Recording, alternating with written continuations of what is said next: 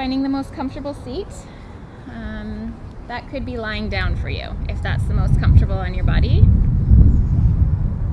So either sitting tall or lying flat, resting your hands just softly on your knees, lengthening up through your spine, and then closing your eyes.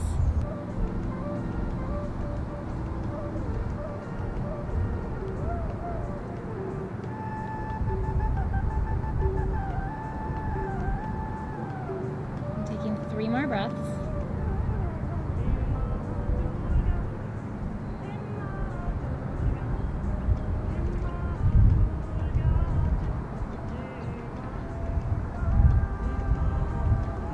When you've released your next breath completely, you can slowly begin to open your eyes.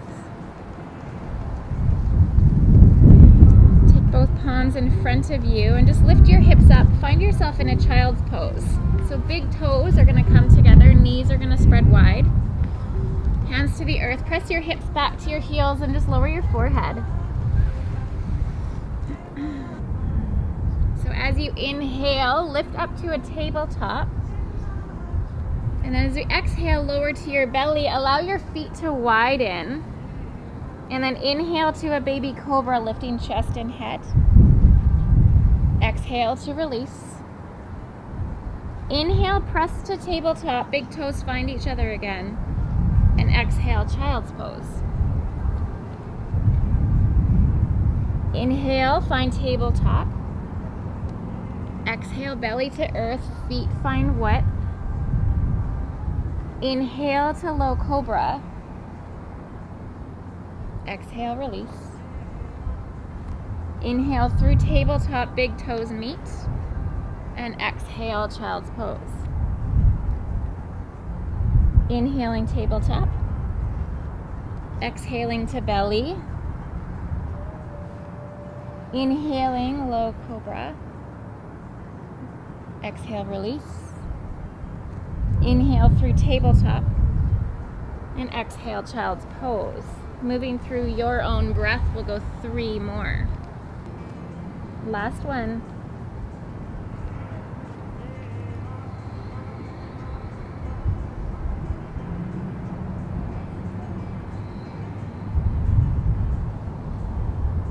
When you find child's pose, just stay there for 3 breaths.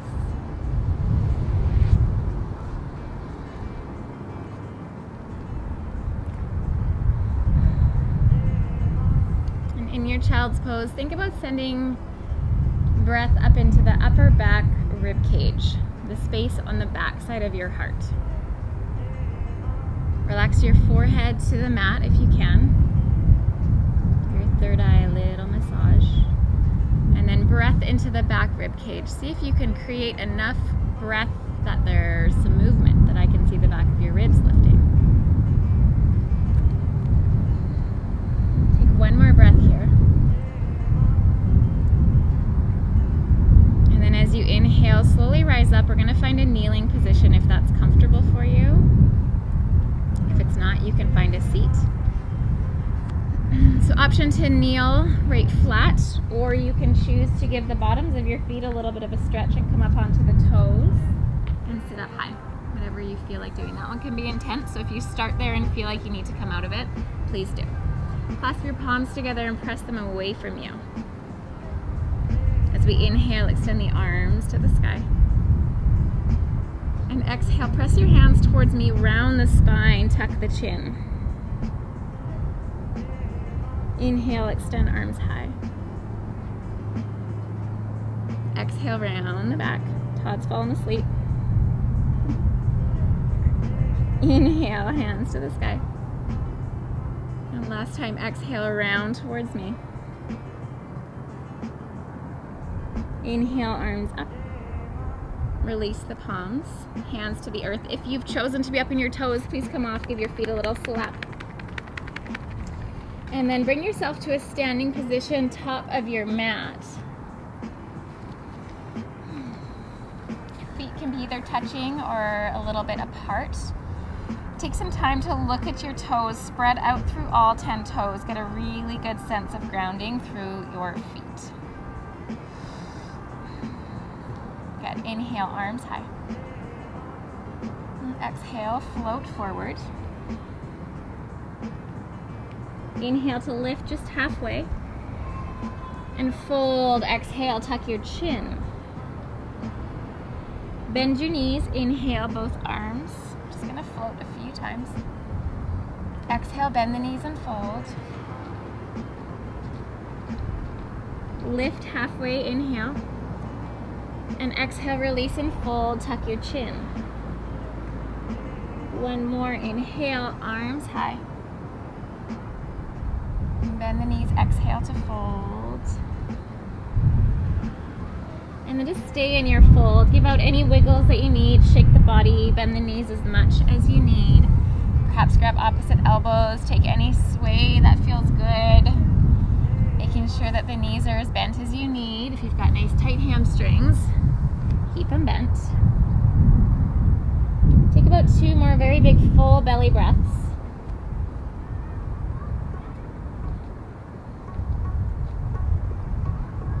And then release your hands if you've clasped elbows. Find some stillness.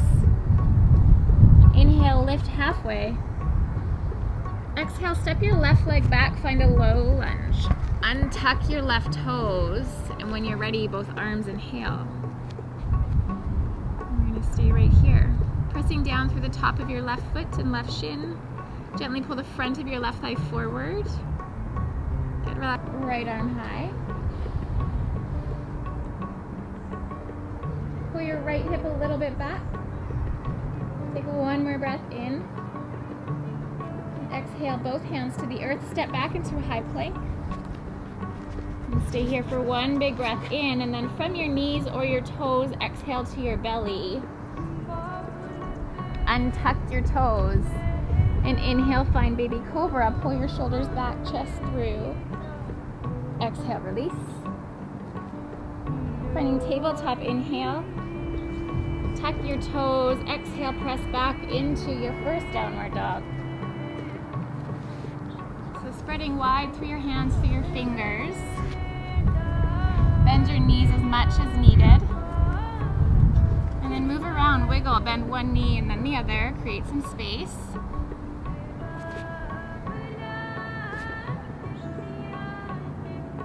And then bending both knees, inhale, look to the top of your mat and slowly walk your feet forward. And when you get to the very top, bend the knees, release into your fold. Halfway lift as you inhale, and exhale, left leg back. Find your low lunge again. Untuck your toes. Inhale, both arms. Exhale, left hand back to the earth, right arm to the sky. Stay here for one more breath in. Reach right fingertips. Exhale, hands to the earth. Step forward into your fold. Halfway lift as you inhale.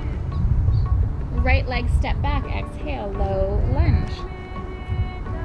Untuck your right toes when you're ready. Both arms inhale. Stay here. Top of right foot and shin, press it down. Pull your right thigh forward. Release your shoulders.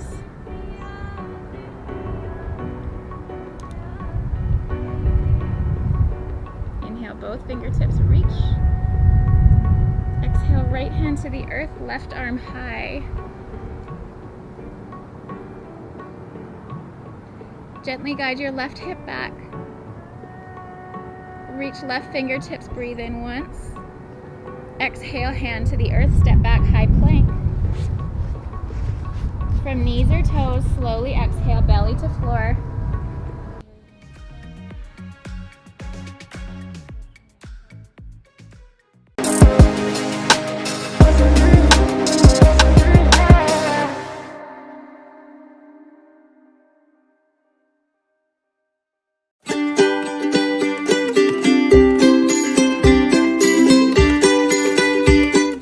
Paschimottanasana, seated forward bend pose. To do this pose, you have to stretch your body towards your feet as you exhale and hug your feet with your hands. Nice and simple. Let's try to hold this pose for 1 minute.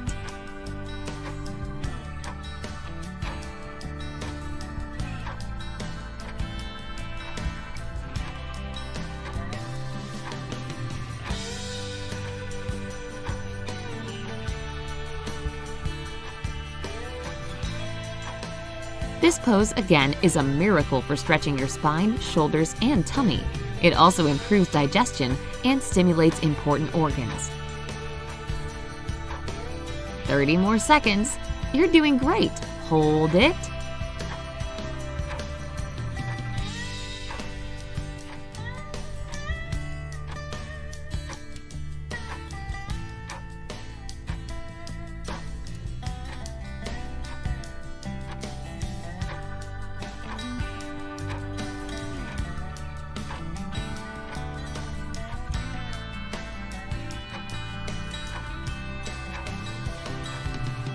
Stop. Time for the next asana. Savasana, corpse pose. Savasana is a relaxation pose. All you have to do is lie flat on the floor, place your legs so that they're comfortably apart, and place your arms along the body. Breathe slowly and try to focus on yourself and your body. 1 minute starts now.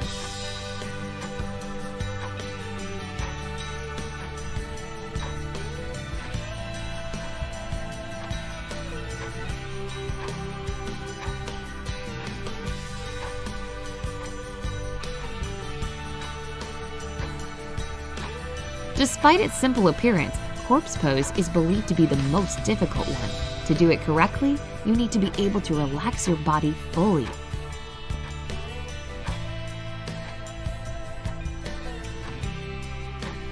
Don't forget about breathing.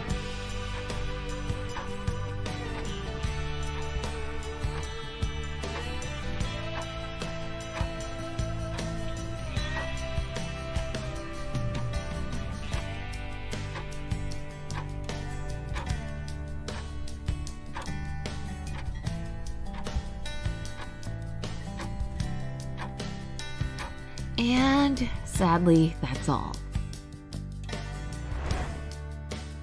Parivrtta Parshva Konasana, revolved side angle pose. Difficult name, but simple asana. Kneel into a praying position, stand on one knee, and bend it at a 90-degree angle. Then, stretch the other leg and balance on your toes. Tilt your body to the side. You may even face forward if it helps you keep a better balance. 30 seconds on the clock. Let's begin.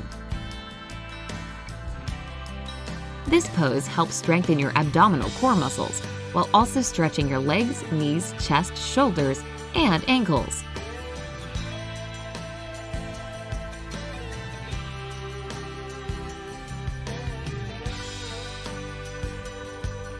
Ten more seconds.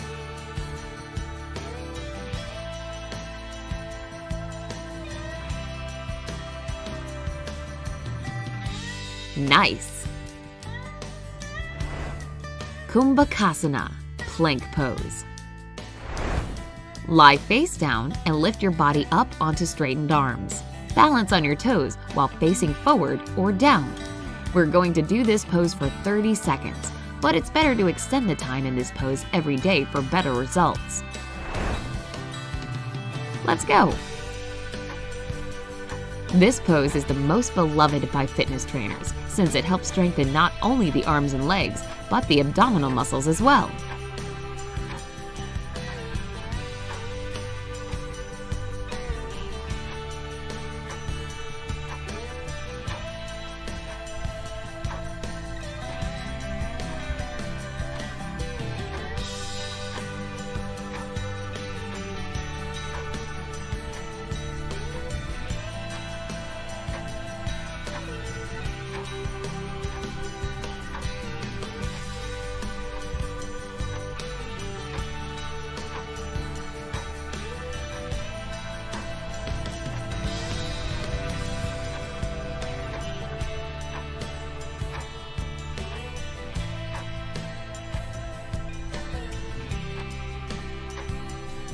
You're doing great.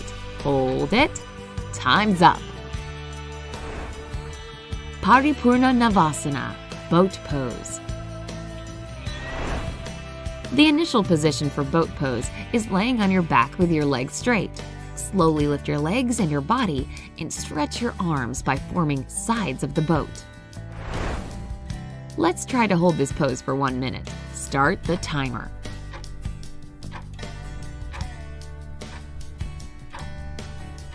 The boat pose will surely work your abdominal muscles, as it cannot be performed correctly without engaging your abs.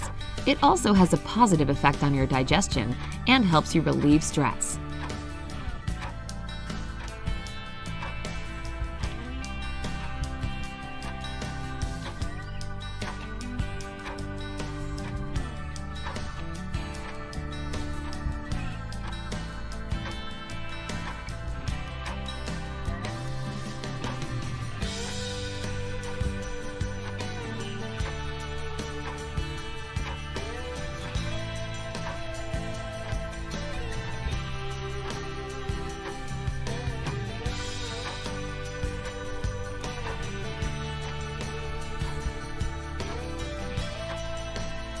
A couple more seconds, done.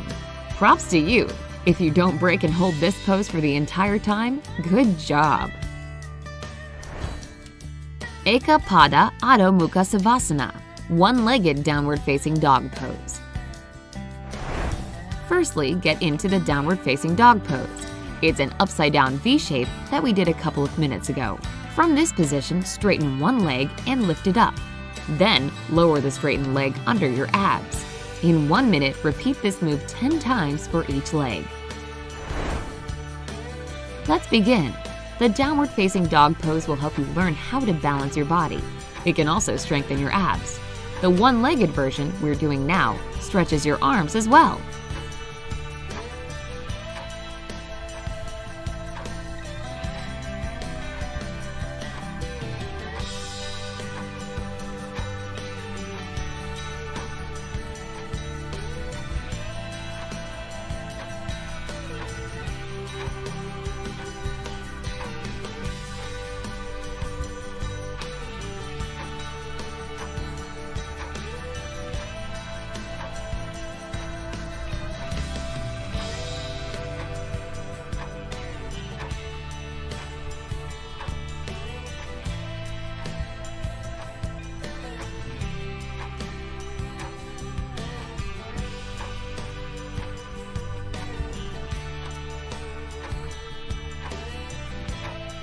And finished. Vriksasana, tree pose. Stand up and put your right foot on the inside of your left hip. Put your arms into a praying position. And that's a tree pose for you. 1 minute begins.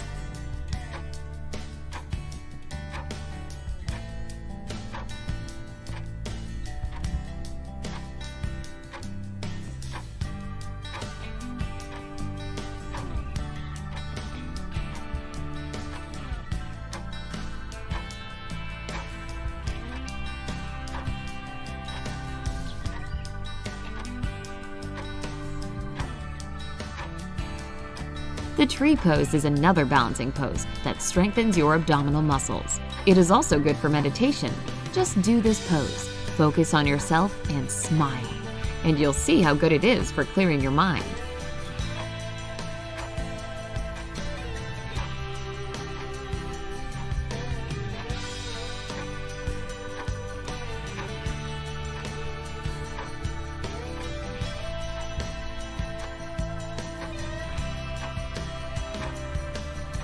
And we're done. Dhanurasana, bow pose. To perform bow pose, lie face down, lift up both your hands and feet, and hug your feet with your hands. We'll hold it for 30 seconds, but as you continue to do this routine in the future, try to hold this pose for at least 1 minute. But enough talking. Let's start.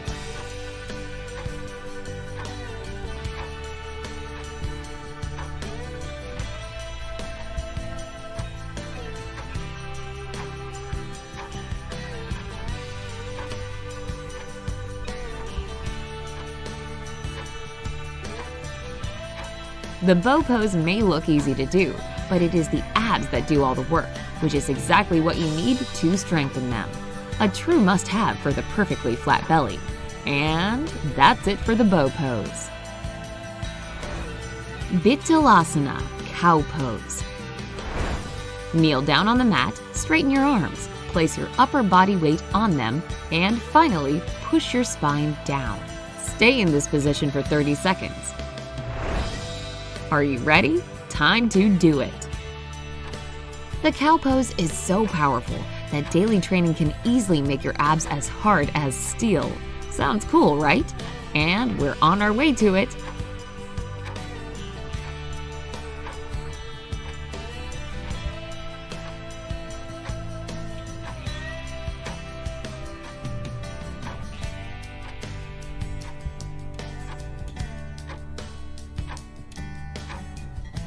Three, two, one, done. Ardha Purvottanasana, reverse tabletop pose. Sit on the floor with your feet flat and your knees bent. In this position, put your arms slightly behind your back. Then lift up your body so that your head and your knees form a straight line. Again, our traditional 30 seconds begins. This is an active pose that makes the abs work harder to balance your body. It's especially great for building and toning core muscles and opening your chest and shoulders. And that's the end of our little yoga workout. Come to this video daily and do this workout with us, and you won't recognize your belly.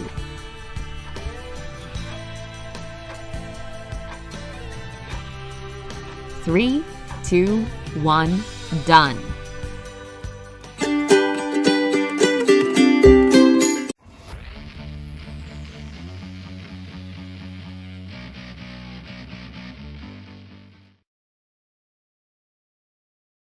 Let's begin standing at the head of our mat in mountain pose. Arms at your sides, palms open, deepen your breath.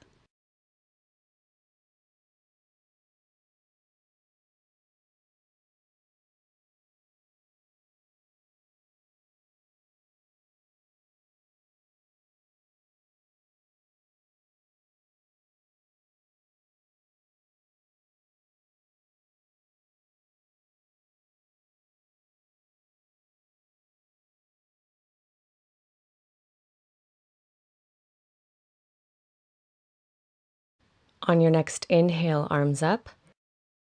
Exhale to a forward fold, bending your knees as much as you like here. Inhale to a halfway lift, flat back. Exhale, fold.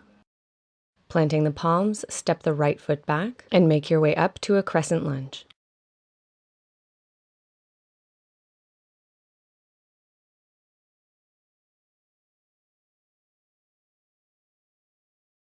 Open up to a warrior two.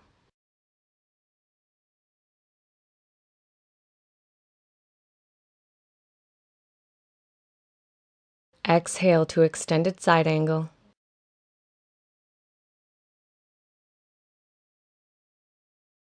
Inhale, returning to warrior two.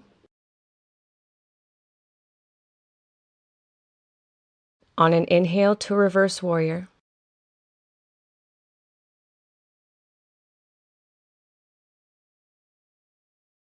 Exhale to warrior two.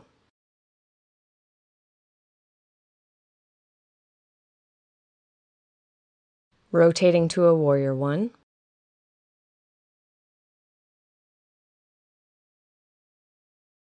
Straighten the front leg, folding over in a pyramid pose.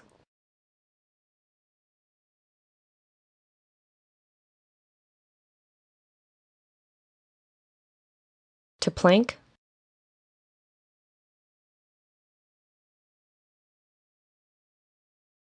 Press the hips back and up to downward facing dog.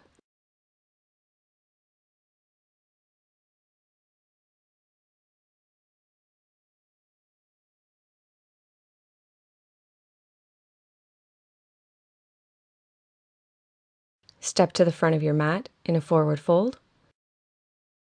Inhale to a halfway lift, flat back. Exhale, fold. Inhale, coming all the way up. Exhale, hands to heart. Take a breath.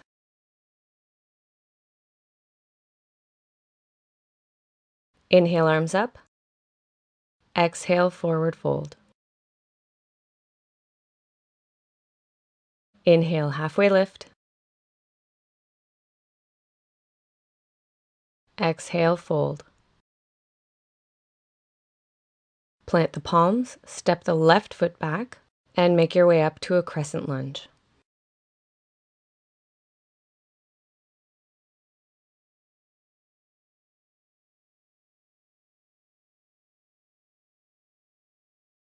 Open up to Warrior Two.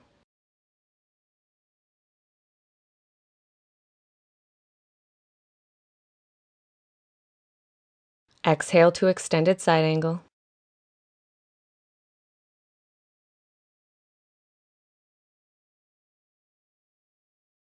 Inhale, returning to Warrior Two. On your next inhale to Reverse Warrior.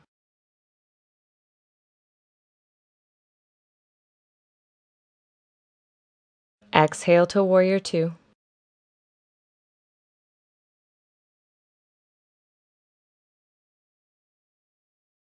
To Warrior One.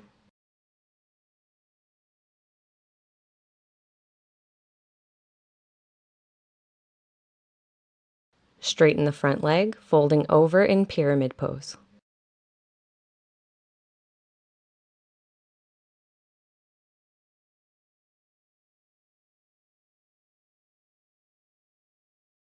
To plank.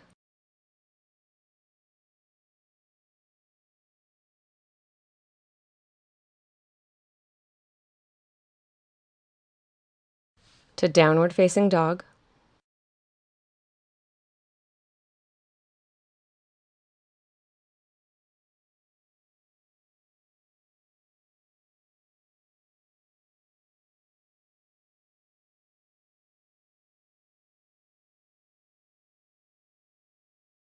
Draw the right knee forward to a pigeon pose, keeping the hips squared off to the mat. Get long through the back and neck before folding over that front leg.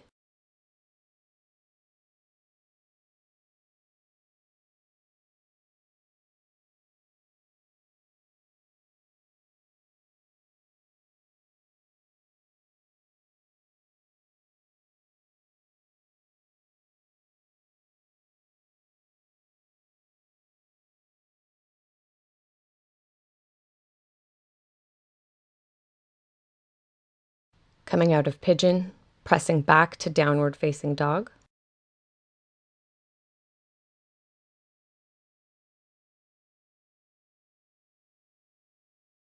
Draw the left knee forward to pigeon pose. Once again, squaring the hips off to the mat and getting long through the back and neck before folding over that front leg.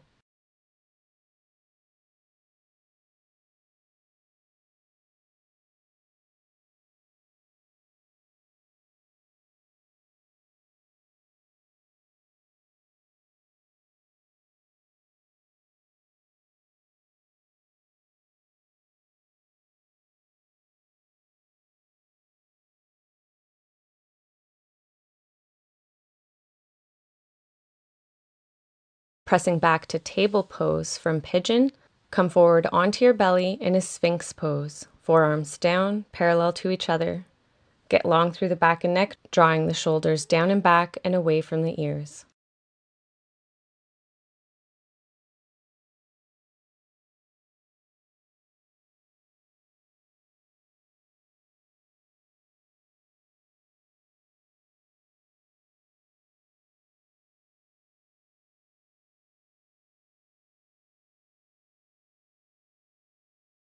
Releasing Sphinx to a child's pose.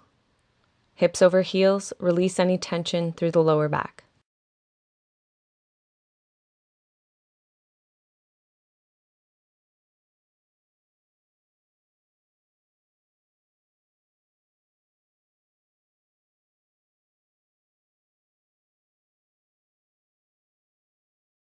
Staying in child's pose, needle the left arm under the right, coming to a twist with the right arm extended overhead.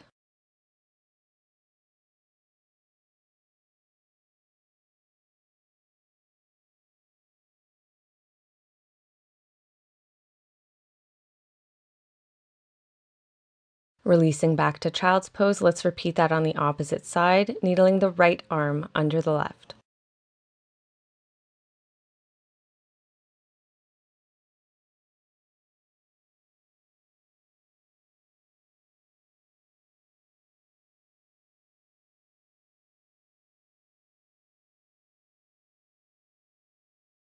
Returning to center. Slowly sitting back onto your heels. Clasp your hands behind you, drawing them down as you open up the chest, small back bend, and gaze up.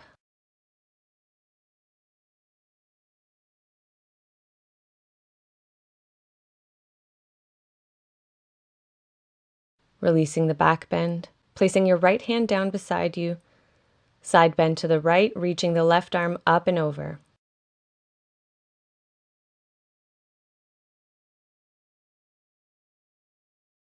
Over to the other side.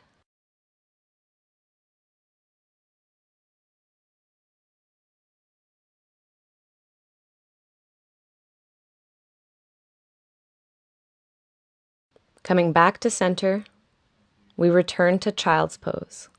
Arms extended ahead of us, relaxed beside the body, or crossed beneath our head. Take this time to deepen your breath.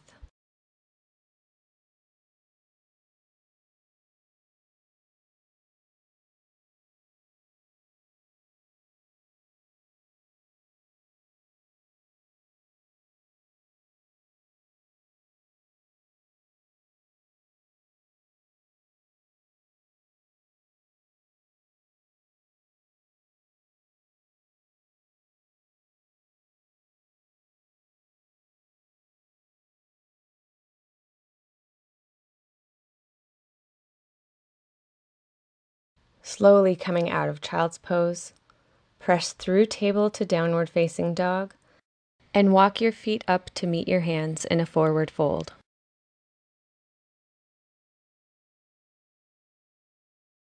Take your time returning to standing for a couple of deep breaths to finish up.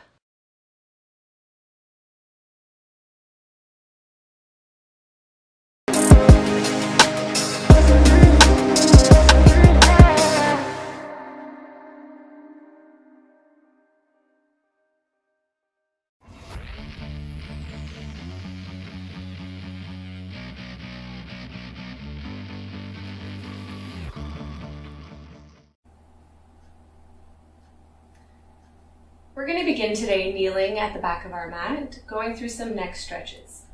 Let's begin looking over our right shoulder and over to the left.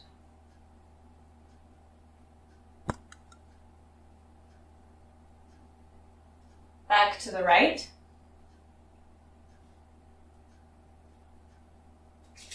And left.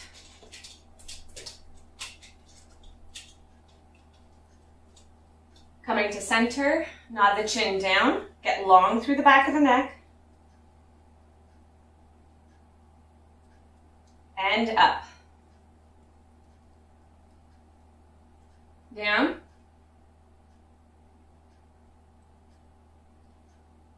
And up. To center. Tilt your head over to the right side, ear to shoulder, keeping those shoulders down and back. If we want to deepen the stretch here, we can take our right hand and gently place it on top of the head to deepen the stretch. With your left hand, I want you to reach down towards the mat, either fingers or flat palm if you can reach, and really press down.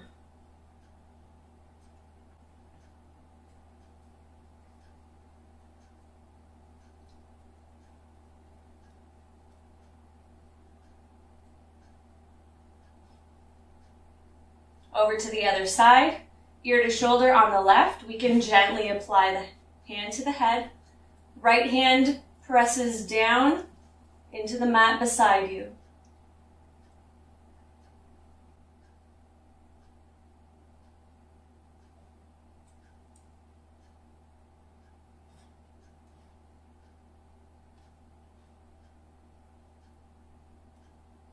To center. Position your hands down on the mat ahead of you, fingers facing your body to stretch the wrists. If you like to here, you can rock a little bit from side to side.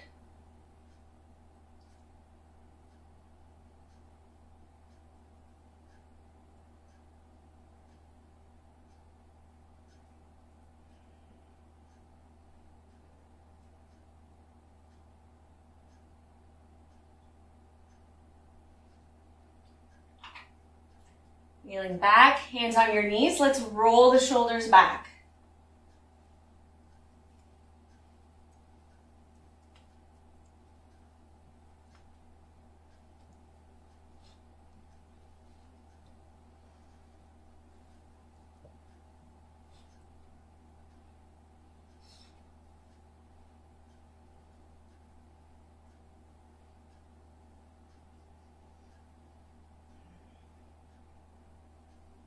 Good. Clasping your hands behind you. Ground your fists down behind you as you raise the chest and arch the back, gazing up.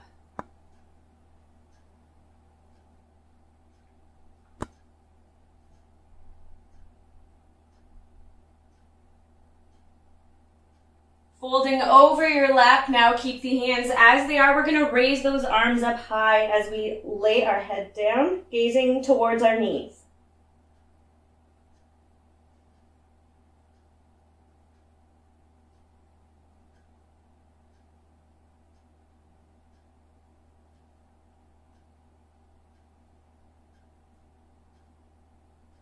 Returning to kneeling. Let's make our way to a tabletop position, lining up wrists under shoulders, knees under hips, toes pointing straight back, fingers spread wide, fingertips pressing down into the mat. On an exhale, we round out to cat pose. Inhale, dipping the belly to cow pose. Continue moving with your breath, finding a smooth movement here through the spine. If one of these poses feels better than the other, feel free to hold it a little bit longer. We really want to warm up the body here, finding space between each vertebrae, stretching the abdominals. If it feels good to move a little bit from side to side as you're coming up and down, you can do that too. Whatever feels best as we warm up here through the body.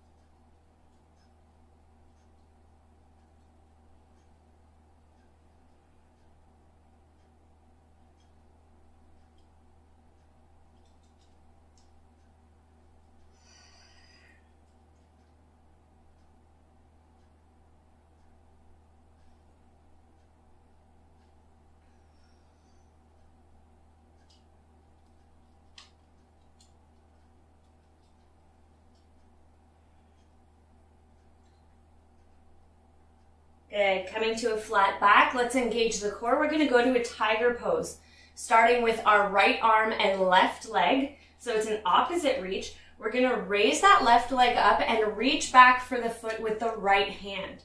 From here, you can go back to that little back bend like we were in cow pose just now. Reaching that foot up and drawing it back to open up through the right shoulder and chest.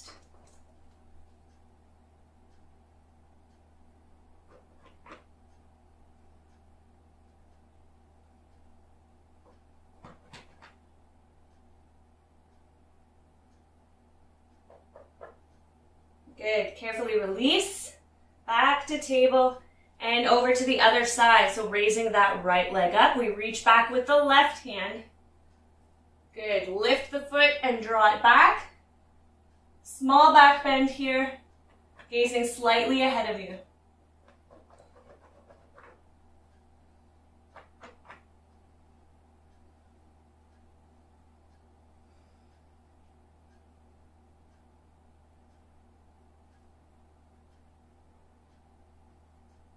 and we release.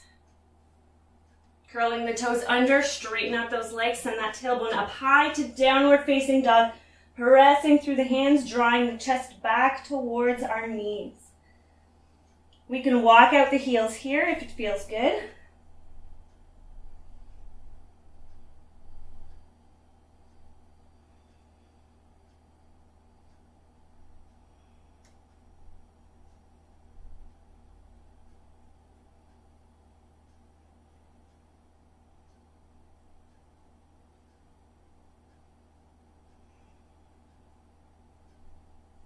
Gazing towards our hands, let's slowly walk to a forward fold, bending our knees as much as we like when we get there. Getting heavy through the upper body, we can hug our elbows and sway a little from side to side in ragdoll.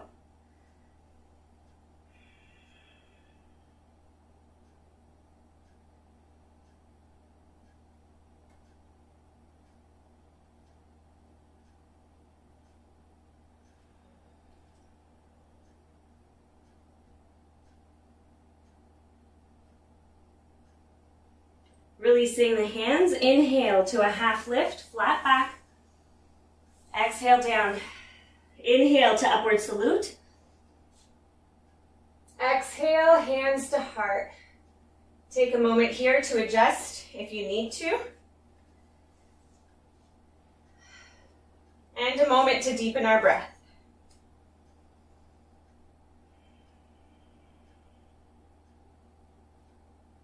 Let's float the right foot, shifting our weight to our left. We're going to hinge to a warrior three pose, keeping those toes pointed down to encourage the hips to remain squared off to the mat. We can keep our hands to heart or reach them forward.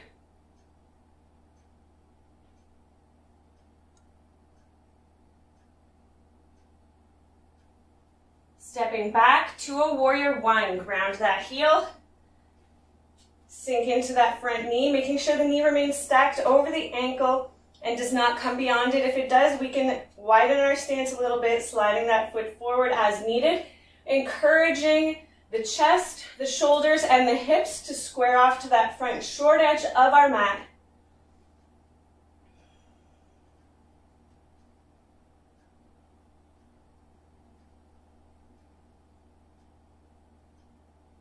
Opening up to a warrior two, widening our stance once again as needed.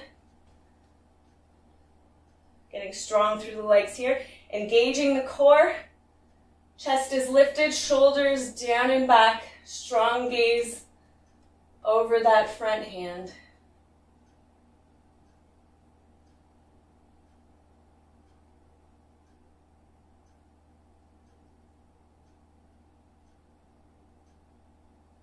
To extended side angle, lightly resting on that front leg.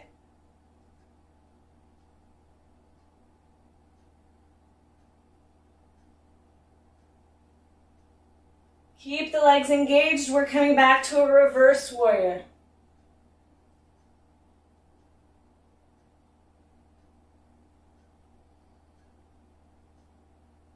Clasping our hands behind our back, let's lift the chest.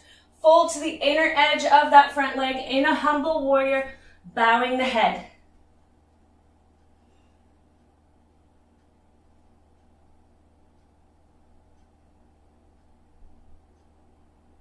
Engage the legs firmly here. Let's come back up, flat back. As we lift, we straighten that front leg, arms out wide like in warrior two. We're going to shift and hinge to a triangle pose.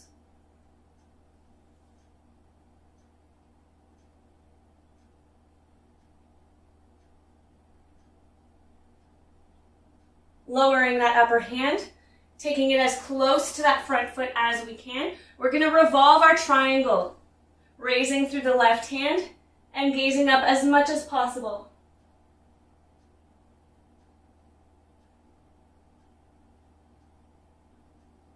As we lower the hand, we rotate the back foot forward to a runner's lunge, bending through that front knee, lifting the chest.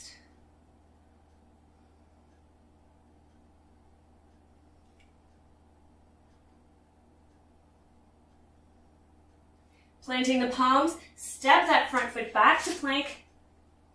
Good, lower to chaturanga or all the way to your belly. Coming forward and up to upward facing dog. To downward facing dog.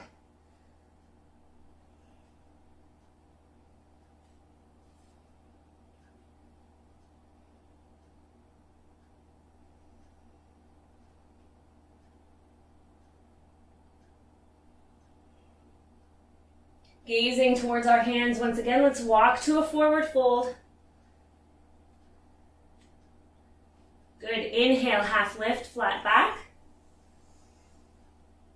And exhale, lower. Inhale to upward salute. Exhale, hands to heart. Taking a breath here.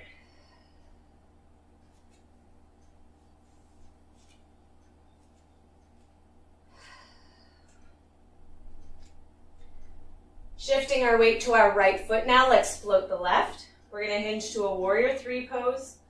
Once again, keeping those back toes pointed down to encourage the hips to remain squared off to the mat. We can keep our hands to heart or send them forward.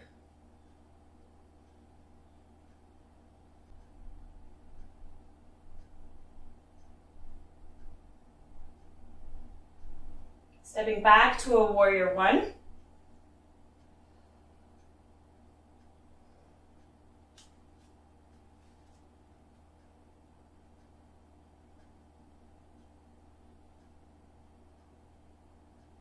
Opening up to warrior two.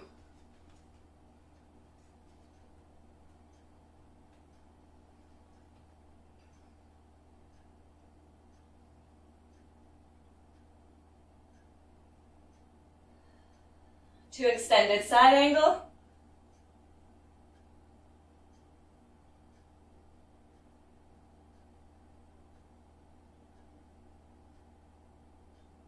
And reverse warrior.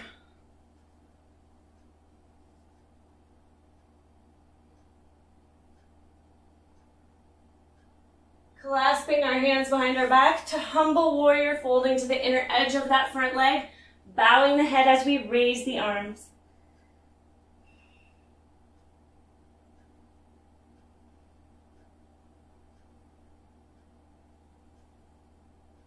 Engage the legs, flat back. Let's come back up and straighten the leg. Send those arms out wide to triangle pose.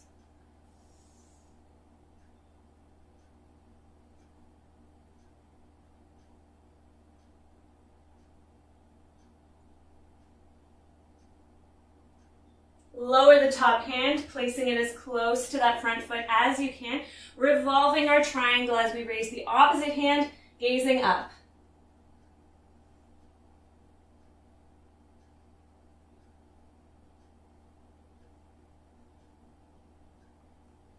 Lowering the top hand as we rotate the back foot forward, bending the front knee in a runner's lunge, we raise the chest.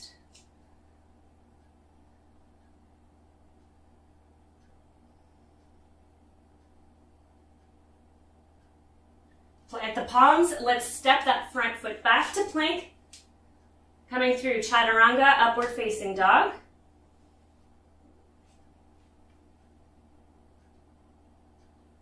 To downward facing dog.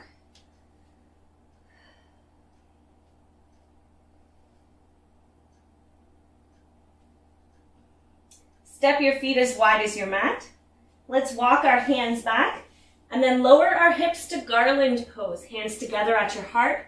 Arms are pressing into the legs to deepen the stretch. Let's lift the chest flat back and draw that tailbone down.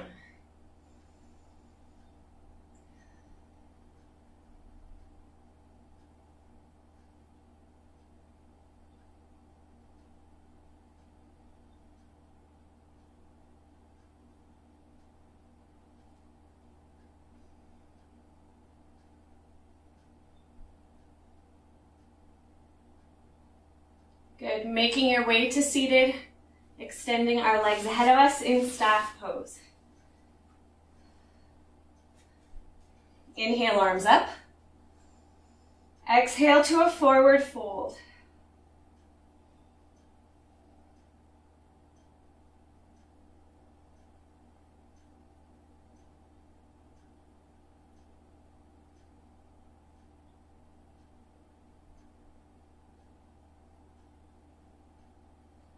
Returning to seated, arms at your sides. Let's point the toes and flex the feet. Just a few times.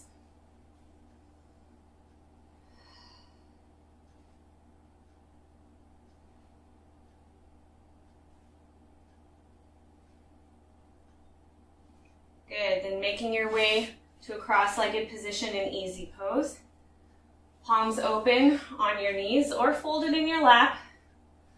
We're going to take 3 really deep breaths to finish up here. And I want you to exaggerate these breaths, taking in as much air as we can and sighing on the way out, getting as much air out as possible.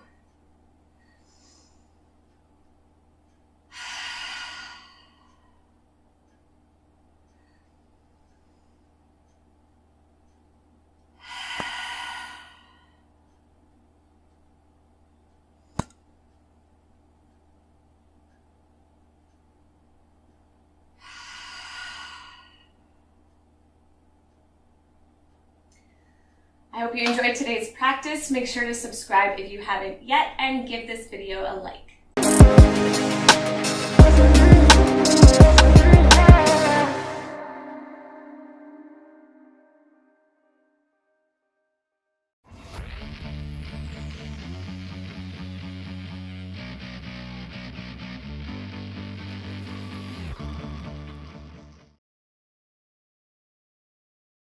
Hey everybody. We're going to start today's practice seated in an easy, comfortable position. Hands on your knees. Connect to your breath.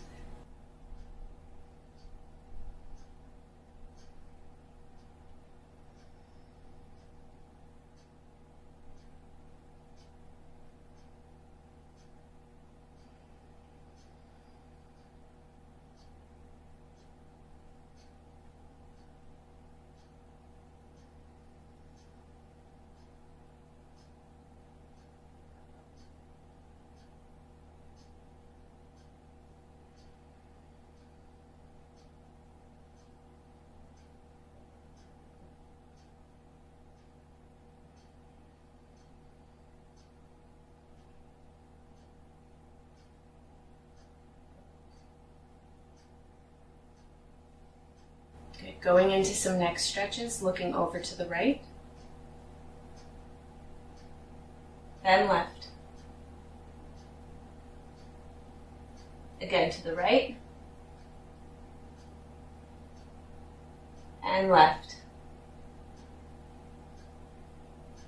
Coming back to center, nod the chin down, and up. Down and up to center. Tilting your head to the right, we want to go ear to shoulder. Now what's important here is we want to keep that opposite shoulder down, and so to do that we're going to take that hand down to the mat and press that hand down. Now option here to lay that right hand gently on the head without putting any additional pressure, just laying it here to deepen the stretch.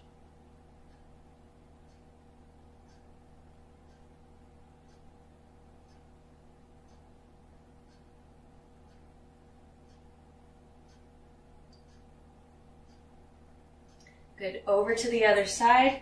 Remember to make sure to press that opposite hand down into the mat, tilting ear to shoulder, keeping the opposite shoulder down. We can gently rest the hand on the head.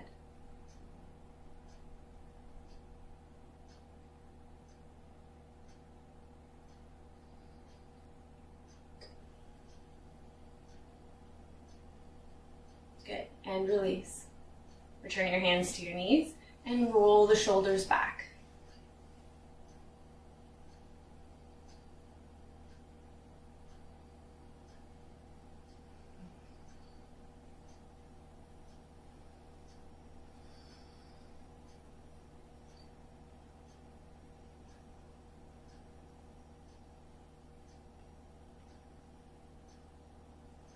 Placing your hands on your shoulders now. Draw circles forward with your elbows, bringing them as high up as you can, being careful not to pop the ribs up with these rotations.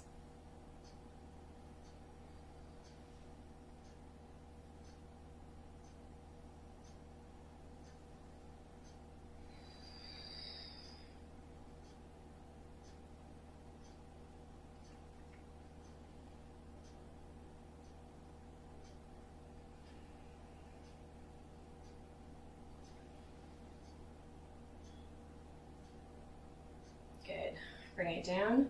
Take that right arm across the body. Opposite hand helps to deepen the stretch.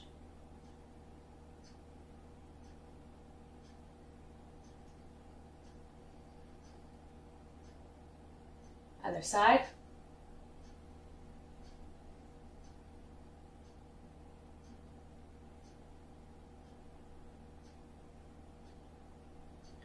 Take that right arm up and reach that hand down at the base of your neck, reaching between the shoulder blades if you can. So we don't want to let it come out to the side here, reaching for the opposite shoulder. We want as much as possible to try to draw it in to the center of the back to really feel a stretch along the tricep.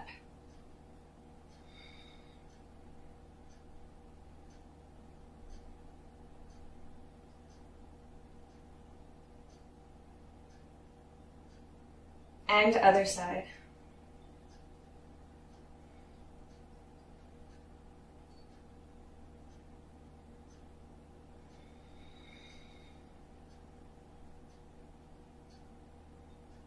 Good. Take both hands down, fingers facing the body, and position them down on the mat ahead of you to stretch the wrists.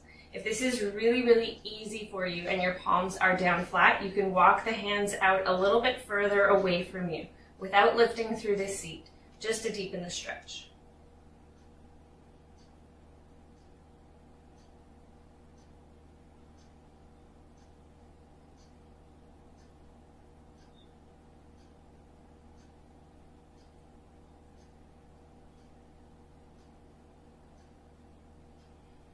Good, shake that out.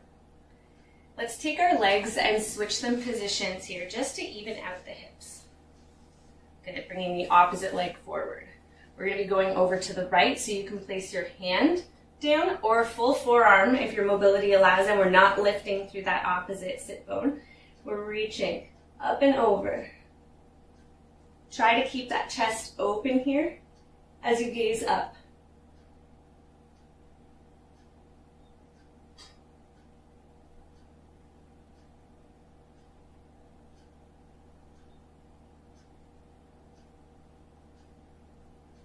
Over to the other side. Again, hand or full forearm down.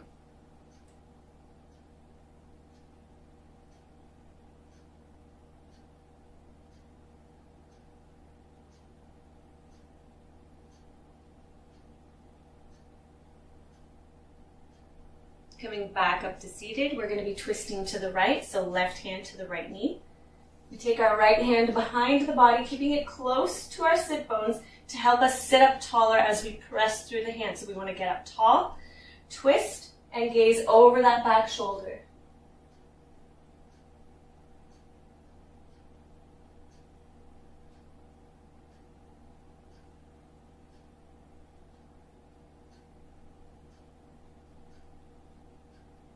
Over to the other side.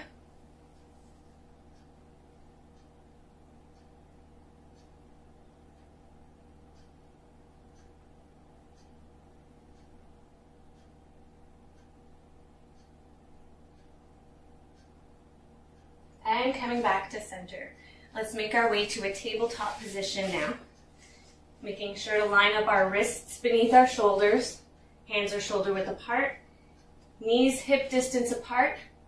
Tops of the feet are connected down to the mat. Our feet are hip width apart as well. Toes are pointing straight back, so we want to make sure they're not pointing in towards each other.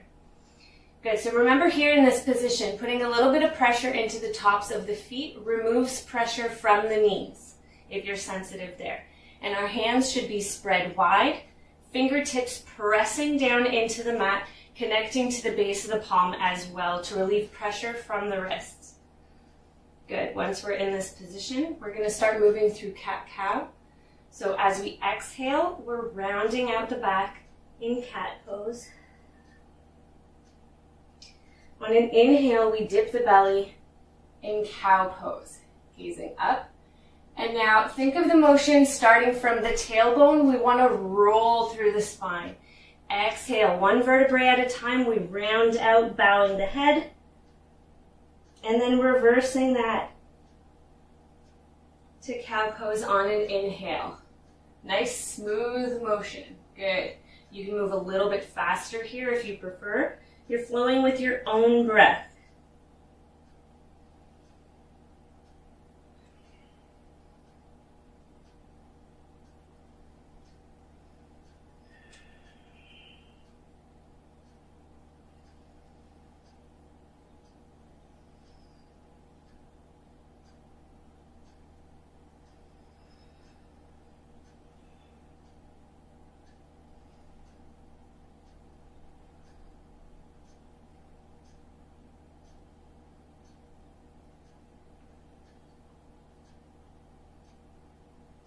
Let's start drawing circles with the navel. Coming through cat and cow. Moving in one direction.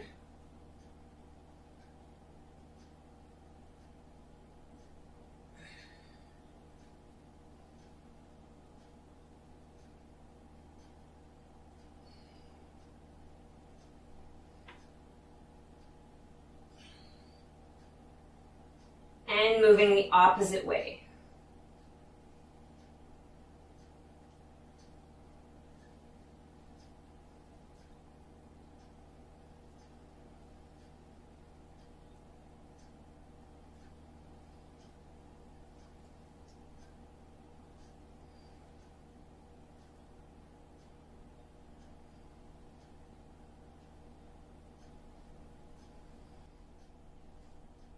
Good, returning to tabletop, flat back. We're going to move into an extended puppy pose. So to do this, we're just going to keep our hips stacked over our knees. And we're going to walk our hands forward as we lower our chest down to the mat. So if this is where you are, this is where you're going to hold. If the mobility in your chest, your shoulders allows, you can come all the way down, arching the back and touching the chest down onto the mat. So you have the option here to place your forehead down or to gaze forward again if your mobility allows and it feels comfortable.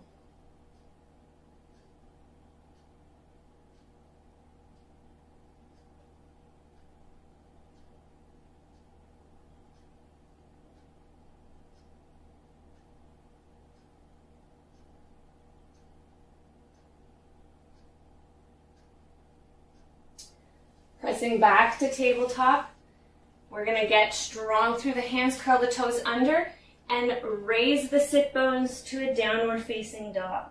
We could pedal out the heels here if the back of the legs are tight.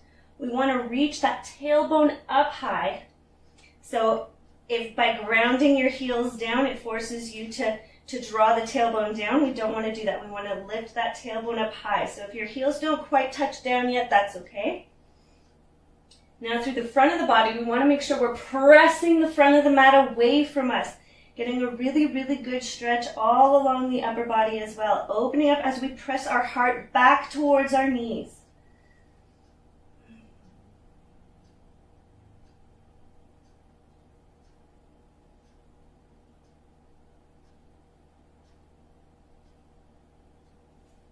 We're going to draw that right leg up to a three-legged dog. And then step it forward to the outer edge of our right hand, to a lizard pose. We can drop the back knee, top of the foot. And here you can stay up on your hands or come down to your forearms. Another option here is to send that knee out to the side, rotating onto the outer edge of the foot to open up the hip a little bit more.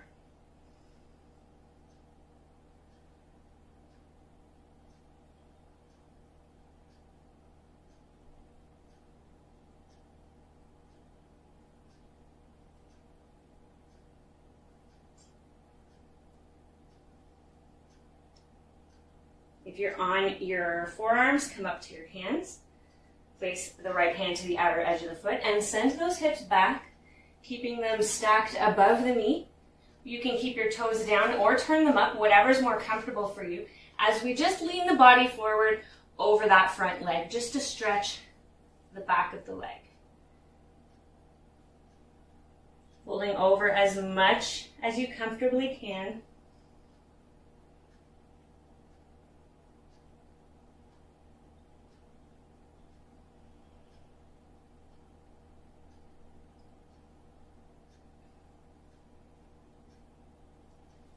Coming forward to a low lunge. We want to make sure that we're not directly on the kneecap of that back leg. So instead of being in this way, we want to kind of be on the top of the knee, just above it. So really opening up through the hips. And we're going to make sure that we're not on a tightrope here. We want to be on train tracks. So our front foot and our back knee are hip distance apart. We're going to raise the arms up. And at an exhale, sink into those hips.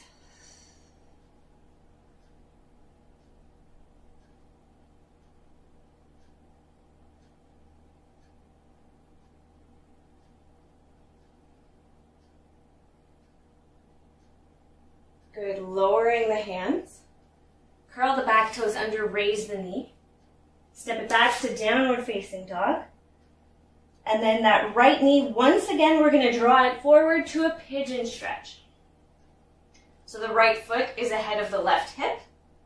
We're going to keep our hips squared off to the mat.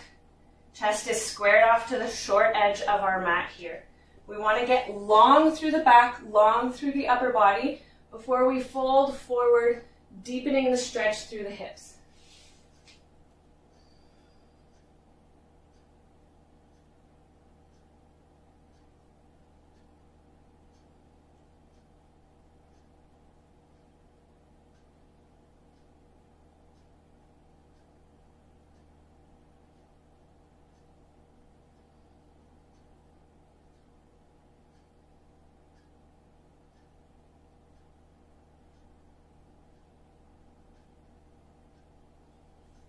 Good, pressing through the hands to release pigeon. Curl the back toes under. We're going to press to downward facing dog, nice and strong. Once again, you can walk out the heels here if we're still tight in the back of the legs. Pressing the front of the mat away from us. Stretching in the upper body.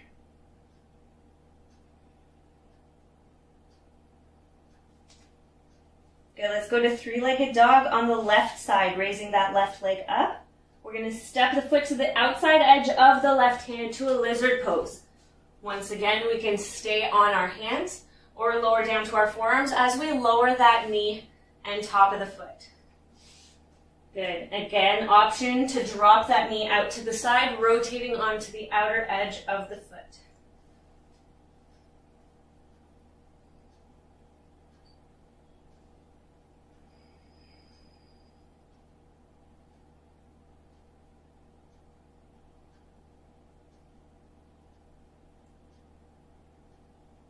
Coming up onto our hands, place the left hand to the outer edge of the left foot. Send those hips back above the knee, and we're folding over that left leg in a half split.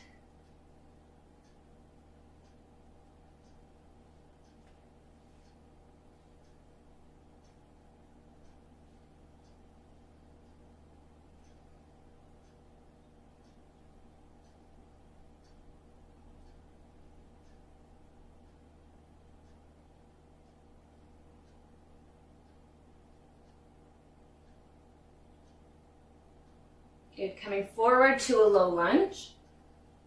Making sure we're comfortable here and we're not directly on the kneecap, we're just above the knee. Raising those arms up and exhale, deepen the stretch in the hips.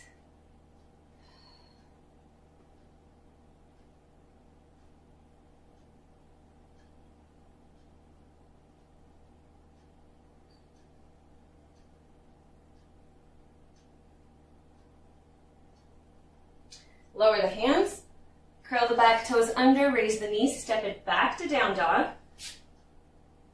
Still on that left side, we're going to draw the left knee forward to a pigeon pose. Making sure our hips stay squared off to the mat and that we're not collapsing over to the left side here. We get long through the upper body before folding forward over that front leg.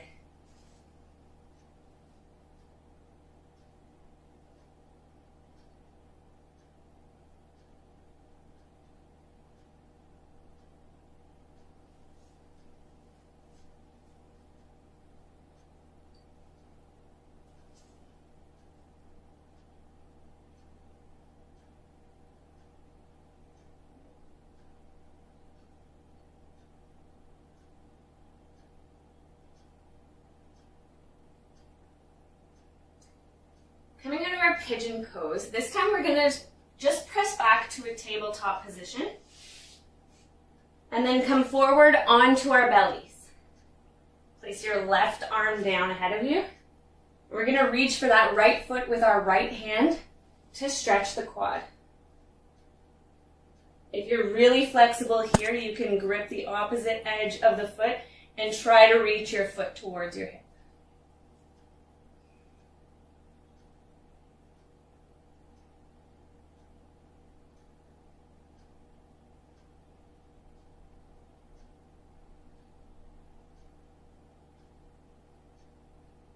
And release. Let's do that on the other side. So right hand down, left hand to left foot.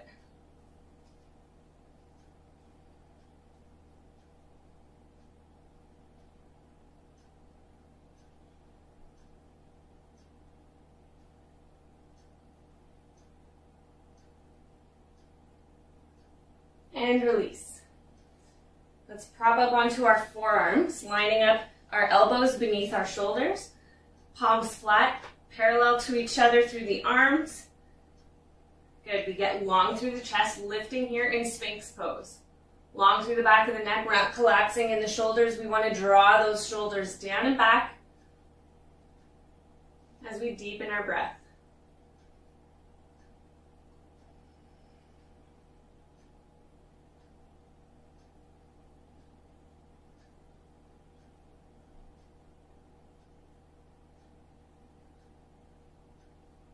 We can lower the chest here.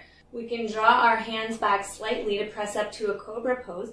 We want to keep our elbows tucked in next to the body, and we're going to really focus on keeping our shoulder blades down and back, shoulders away from the ears as we lift through the chest. Now, if we're not quite flexible enough to straighten the arms all the way, we're going to keep them bent slightly. So that's going to look like this. So long through the neck as we come up, elbows tucked into the sides of the body. We can just keep our elbows slightly bent here in a baby cobra, or if your mobility allows, you can press all the way up. Good, so still long through the neck. Our legs are engaged, but we're not squeezing them super, super tight.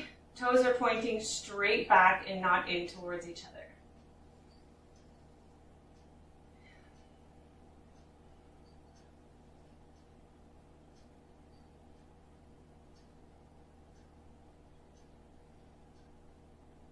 Good, lower down.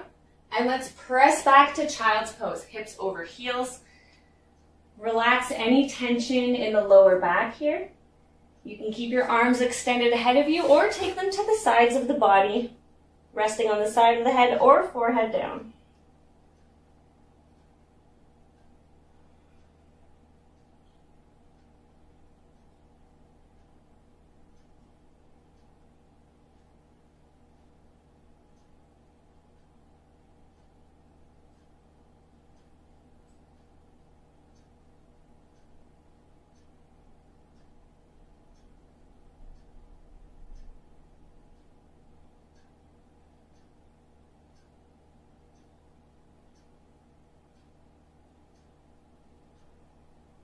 Coming out of child's pose, we're going to come through table, curl the toes under to down dog. And then from here, we're going to walk our feet to the outer edges of our hands. Bending your knees as you get there, lowering the hips down to a garland pose. Taking the hands together at your heart. Arms press into the legs to deepen the stretch as we get long through the back and neck, chest lifted. Now, if you want to here, you can engage the legs by pressing them back into your arms, creating tension and strengthening through the hips and the legs.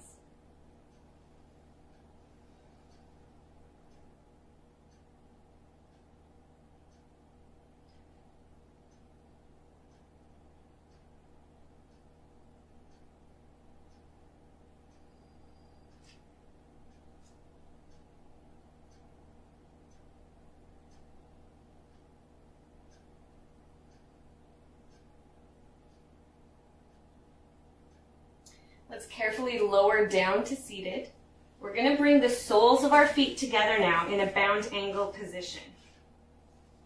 So we're holding on to our ankles, our feet, or our big toes, Engaging the outer edges of the legs to draw those knees down towards the floor. Sitting up tall, we can lean forward here with a flat back to deepen the stretch if we like.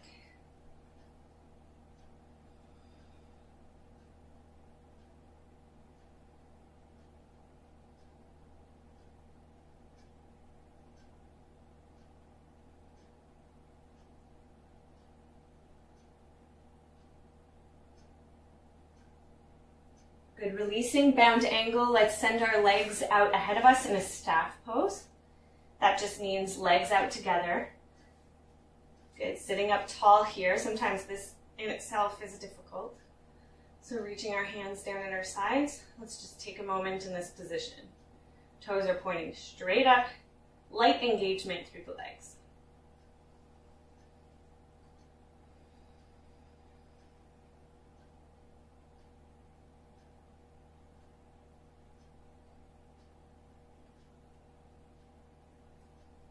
We're going to go to a forward fold, so inhaling arms up, leading with the navel, keeping a flat back for as long as we can,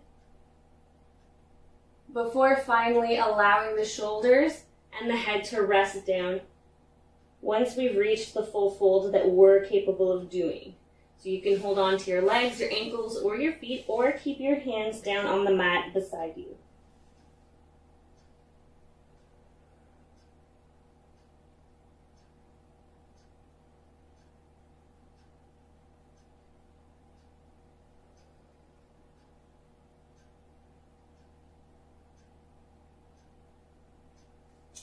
Coming back up to seated. Let's draw that right leg up. We're going to take that foot and place it to the outside edge of the left leg. Right hand down at our side. Left arm is going to come up, and we're bending elbow to the outer edge of the right leg here, keeping that hand up. We're going to twist, taking that right hand behind us, but again, keeping it close to the body to help us sit up taller. We're gazing back over that right shoulder. And then that extended foot, we want to point those toes up.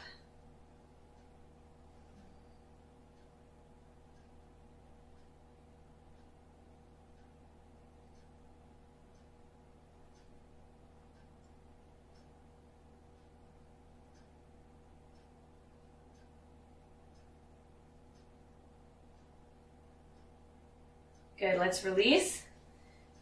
Extend the right leg, draw the left leg in. Foot comes to the outer edge of the right, taking that right hand up and to the outer edge of the left leg, we twist. Left hand close to the body, right toes are pointing straight up, gazing back over the shoulder.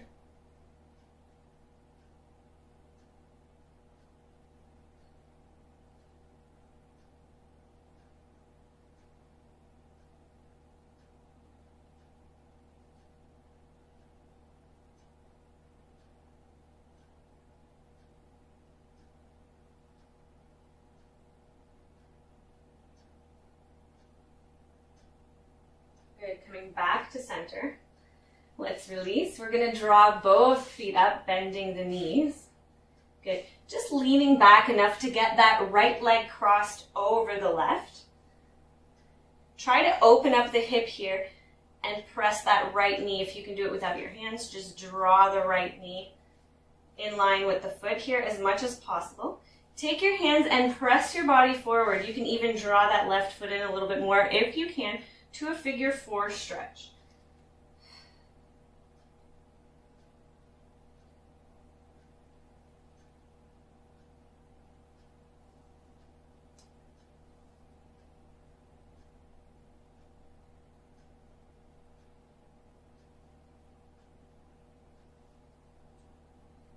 Good, let's release. Switching the legs.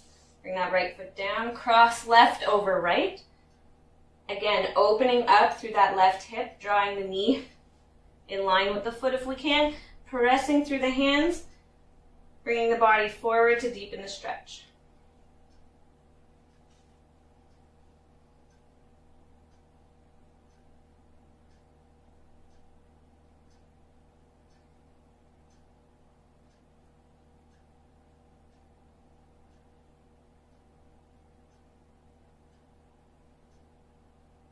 and release. Facing the long edge of your mat now.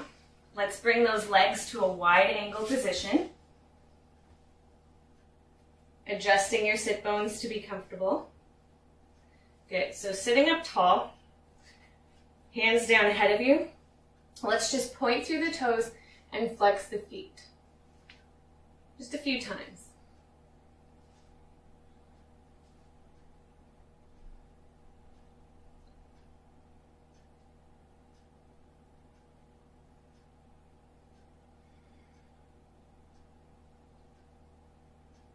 Good, so whichever of these two positions is most comfortable for you, that's the one that you're gonna hold.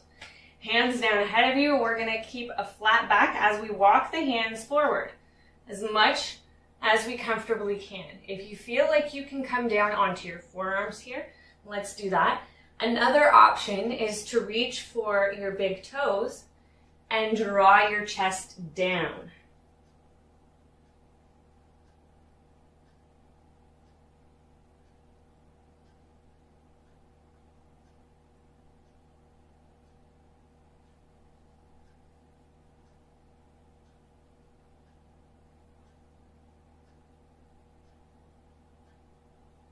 Good, coming back up. Let's draw that left leg in. Facing forward, we're just gonna shift the body over to the right, reaching right arm to right foot. Left arm is gonna reach up and over to a deep side stretch. So if we can't touch our toes here, we're just gonna actively reach through that hand while keeping that body open. We don't wanna close up here, so we're still facing the front. Good, and if we can, we grab onto those toes. Again, staying open through that chest.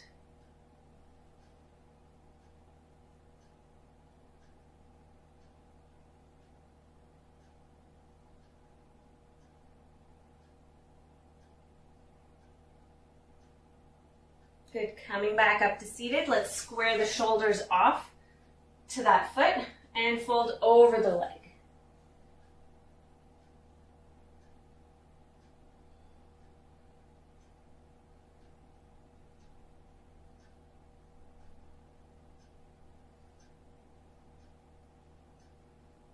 And coming back up. Let's switch our legs. Extending the opposite leg. Good. Right leg comes in. Stay here. Sitting up tall, facing the front. We're just going to shift our body over to that left side, reaching for the foot. Right arm comes up and over, and we stay open through the body.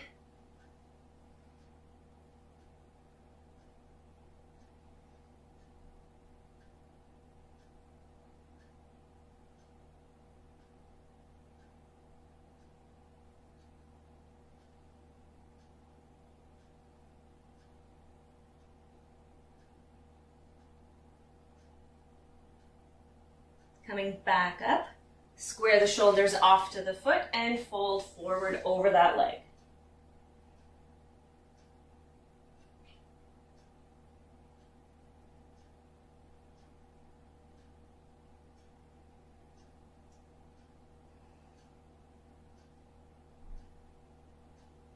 Coming back up to seated, we're going to make our way back to a comfortable position to take a few deep breaths to finish up.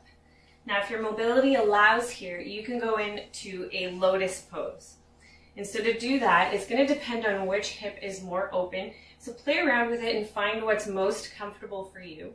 I like to take my left foot, and I was mirroring this time. This is my left foot. So I'm going to take my left foot, and I'm going to place the top of the foot as close to my right hip fold as I can. So top of the foot, so the palm is facing up. Sorry, sweetie. And now here, what's really important is that that knee should be able to touch down before I take this leg up and over. So if I'm stuck up here and I can't move it down, it's going to be a lot of strain on my joints to try to pull that other leg up. So bringing that knee down, I'm going to bring my opposite foot over. Sole of the foot is facing up, just like on this side. And sit in this position here. So however you're sitting, you can even recline and lay down if you prefer.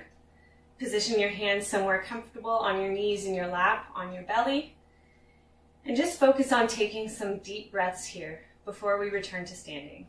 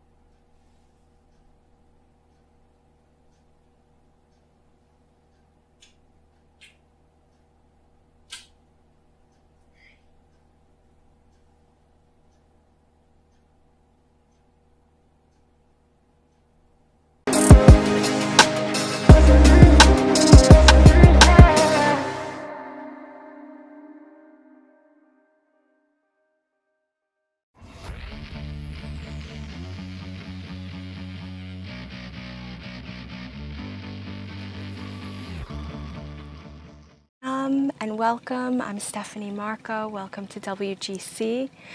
Today we're going to do a 16-part series that is really beautiful for weight control.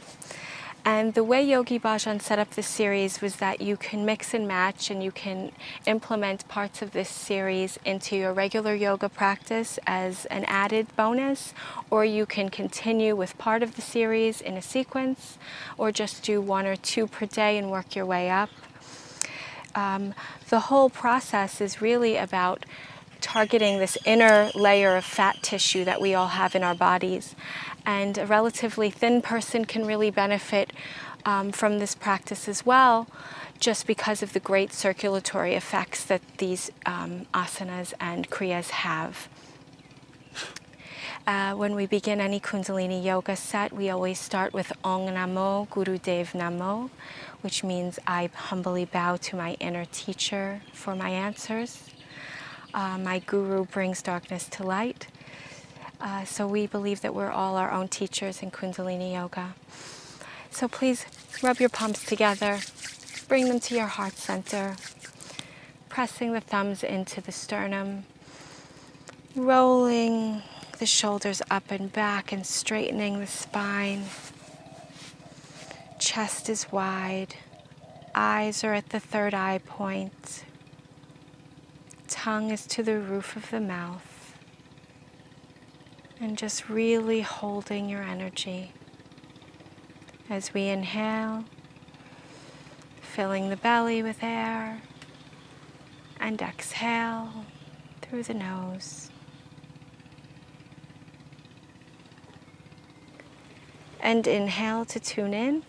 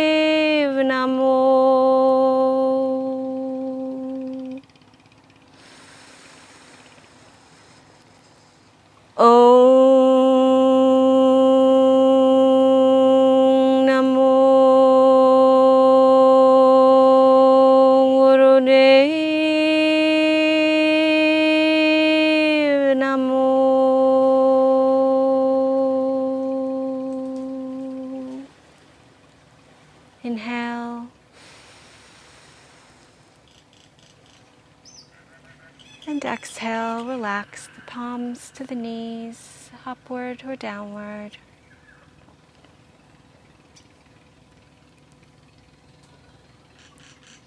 Lifting the palms to feel lighter, or putting the palms down on the knees to ground you. Whatever you're feeling like you need today.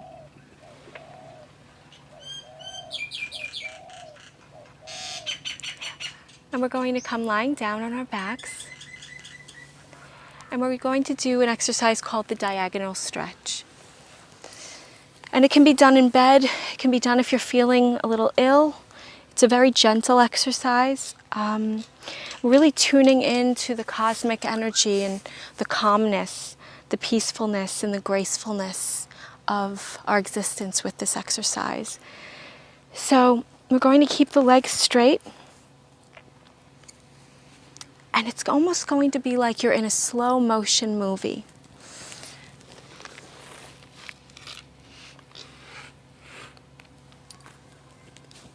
It's like a cat stretch. So we'll raise the arms slowly over the head and cross the left leg over the right thigh like a cat stretch, but we're keeping the legs straight.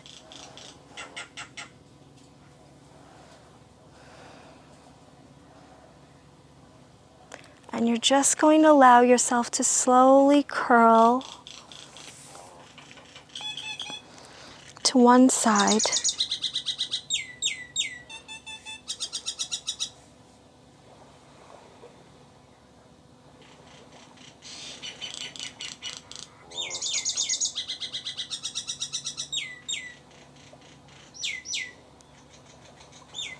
And we're going to hold it for 1 minute.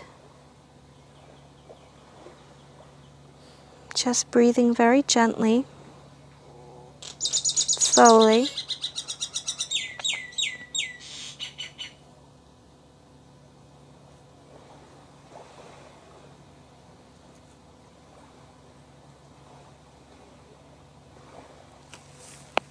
And then we'll gently, in slow motion,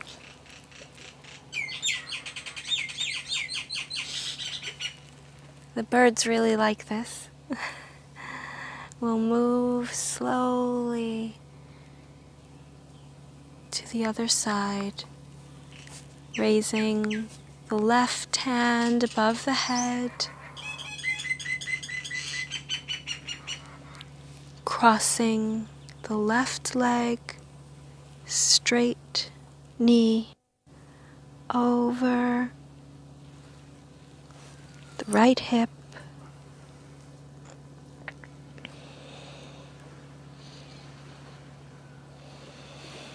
and breathing for 1 minute. It's recommended to hold each side up to 5 minutes. Just feel what your body needs and relax into the Kriya.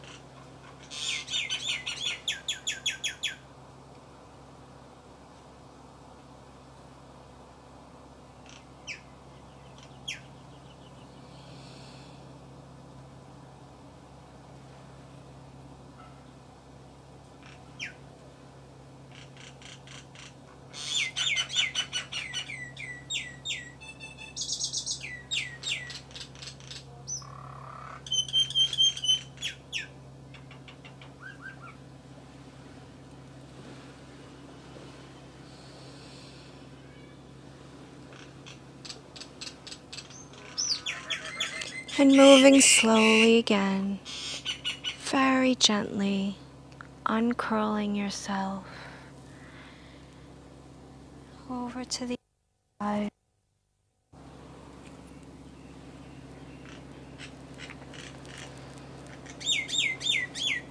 Raising the right arm above the head, allowing it to melt like butter onto the surface beneath you, and bringing the right leg over the left thigh, keeping the knees straight and relaxed.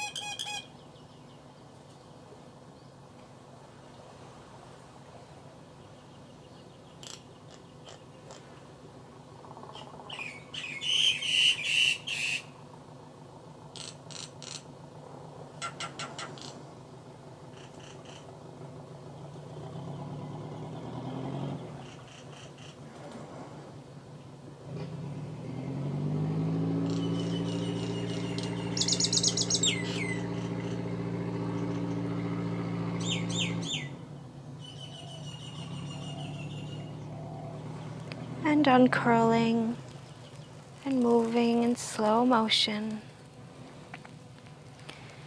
Back to the other side.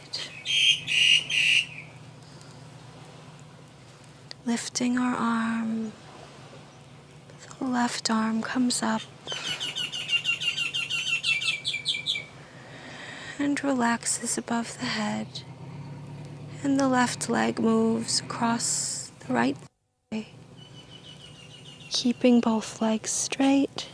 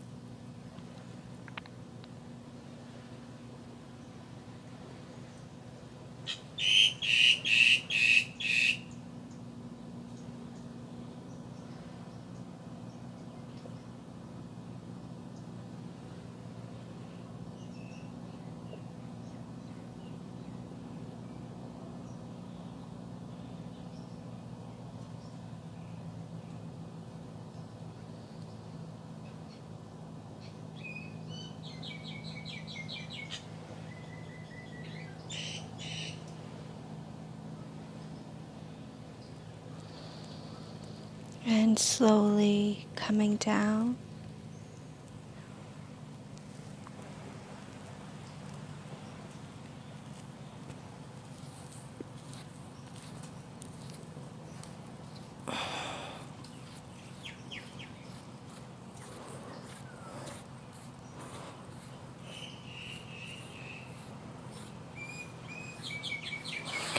And let's just relax at the center now in Shavasana.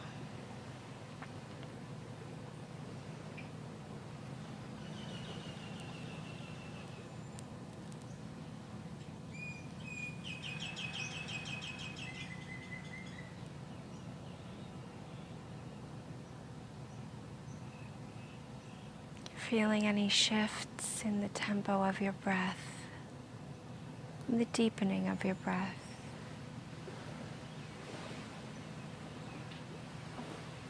Feeling more connected to your spine.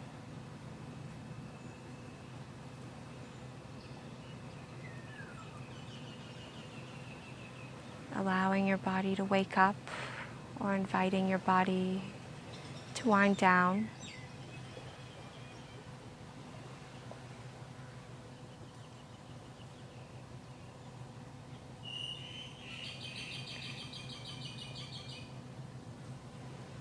Creating a sacred space of consciousness between yourself and your beautiful body.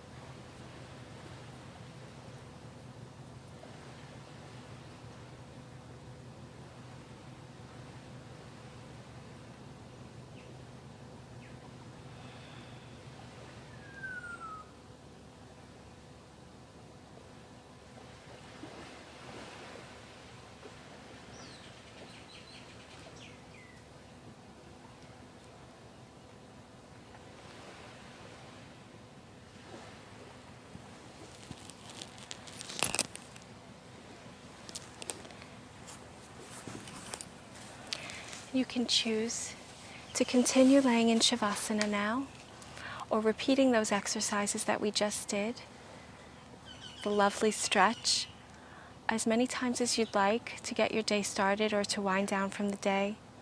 This is the first in the series, so look for the second exercise, which is a breathing and navel point, more challenging exercise in this series.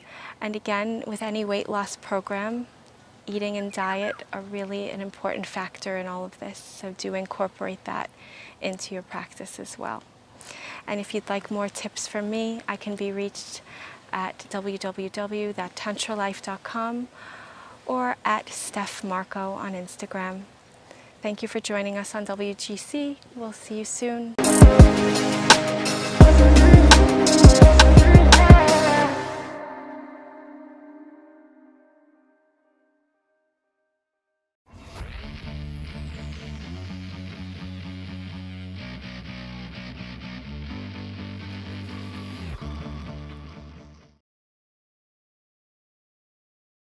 We're going to begin today standing at the head of our mat in mountain pose.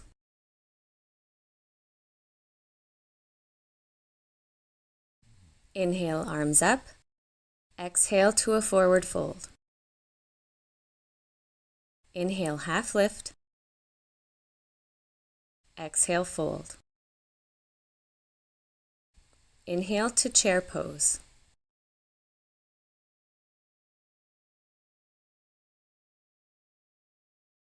On an exhale, fold.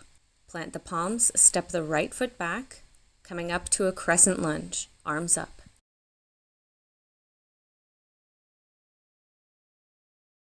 Keeping the legs as they are, on an exhale, twist your body left, reaching the left hand back, right hand forward, following the midline of your mat and trying as much as possible to gaze over that left shoulder. To crescent lunge, arms up.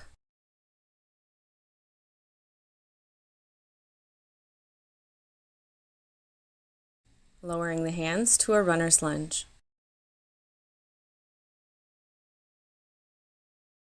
Both hands to the inside of the front leg to lizard pose. Option to lower onto the forearms and to drop that front knee out to the side, rotating onto the outer edge of the foot.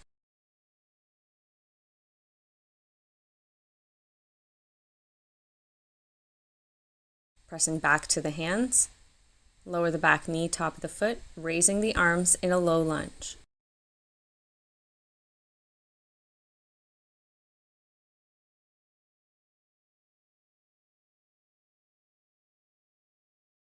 Lower the hands and send the hips back in a half split, folding over that front leg.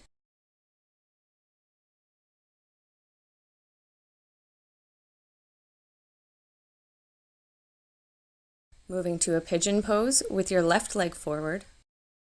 Turn your body to the right as you reach for the right foot, pulling it in towards your hip for a quad stretch.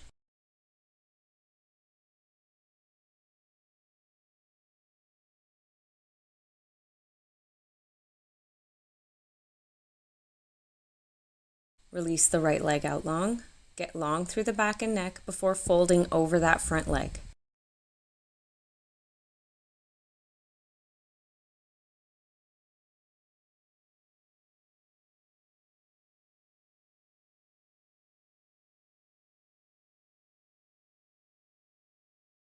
Releasing pigeon pose to downward facing dog.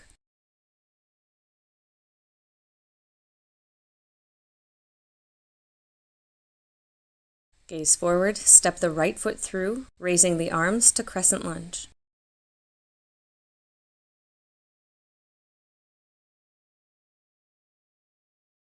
Twisting the upper body, reaching the right hand back, left arm forward, following that midline of your mat, gazing over the right shoulder.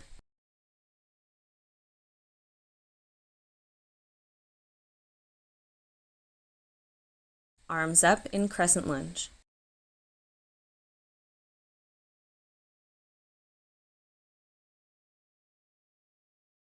Lower the hands to runner's lunge.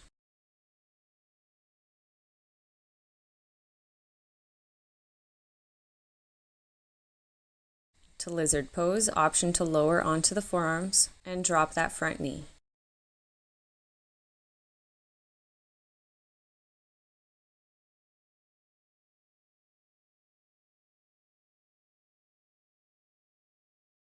Reset the hands, lower the back knee, top of the foot, raising the arms in low lunge.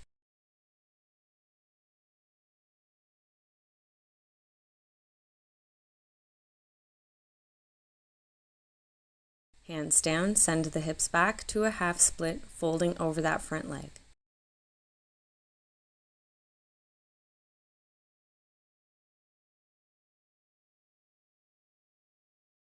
Moving to a pigeon pose with your right leg forward. Twisting to the left, reach for that left foot and draw it in towards your hip for a quad stretch.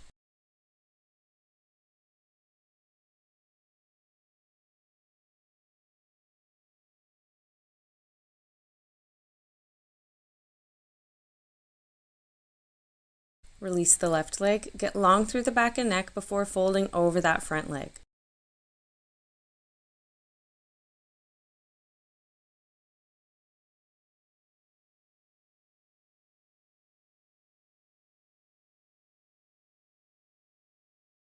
Releasing pigeon, draw the knees together, feet out wide, sitting back to a hero pose.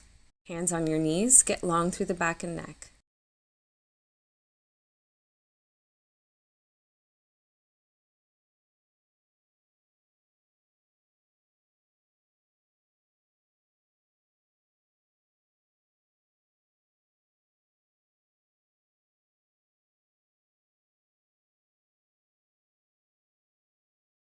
Releasing hero pose, feet and knees hip distance apart for camel pose. Hands to your lower back for support.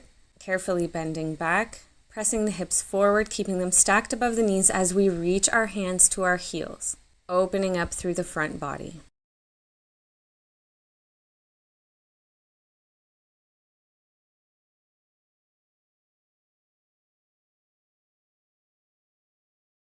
Hands return to your lower back for support as we release camel pose, sitting onto the heels. Hands hold on to the feet as we fold forward, forehead connects down to the mat. Raising the hips, we roll onto the top of the head as we continue to hold on to our heels in rabbit pose, getting wide through the shoulder blades.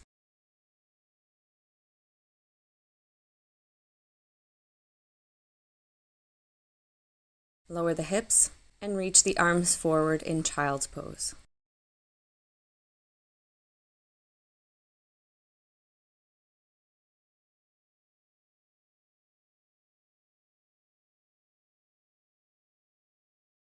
Connect your forearms down. We're going to go into cobra rolls. Flowing the body forward, coming up to cobra. Then sending it back to child's pose. Keep going, moving at your own pace. Try to move with a smooth, fluid motion as we roll through the spine.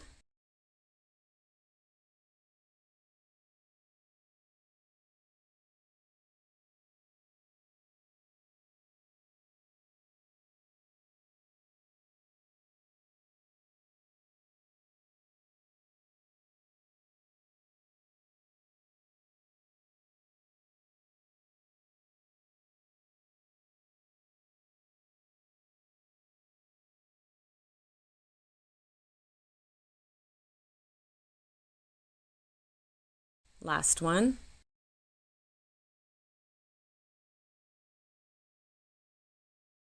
Holding in child's pose.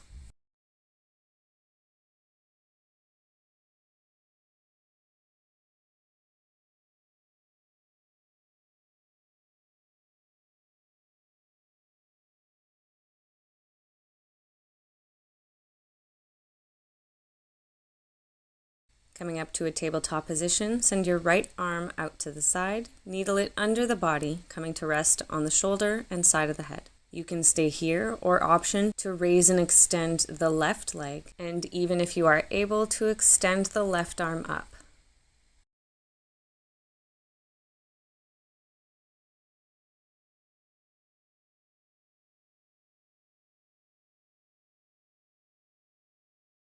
Coming out of the pose, returning to table. Extend your left arm out to the side, needle it under the body, coming to rest on the shoulder and side of the head. Option to stay here or extend the right leg and raise the right arm.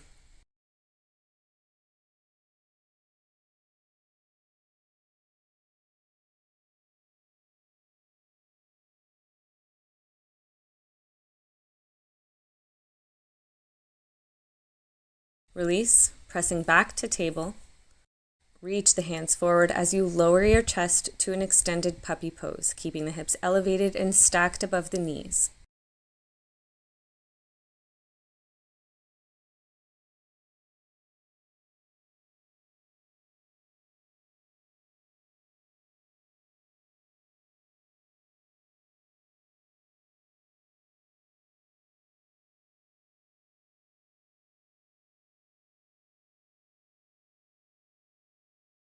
Draw the elbows back and make your way to a dolphin pose.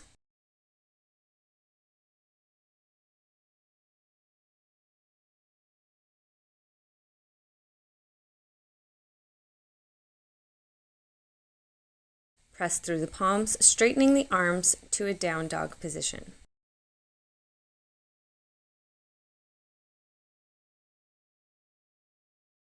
From here, step your feet as wide as your mat and walk your hands back. Lower the hips to garland pose. Hands together at your heart, get long through the back and neck.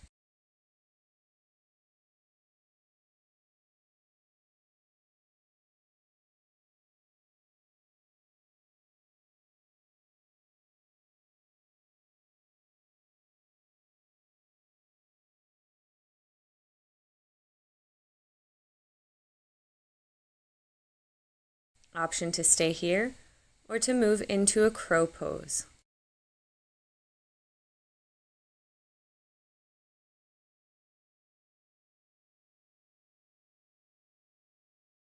From crow, you can return to garland pose or move into a tripod headstand.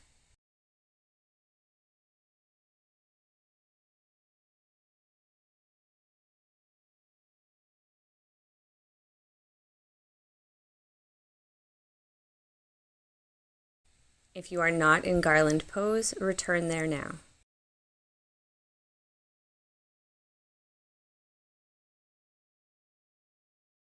Make your way to a seated position with the soles of the feet together in bound angle, holding onto the ankles, feet, or big toes. Draw the knees down towards your mat as you get long through the back of the body. Option to fold forward here to deepen the stretch.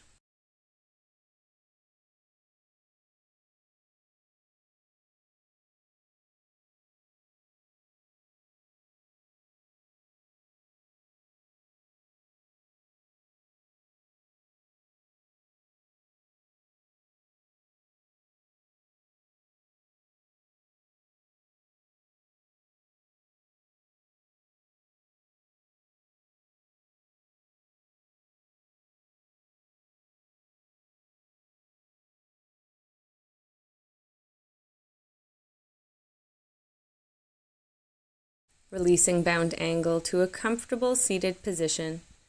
Take a few deep breaths here to finish up.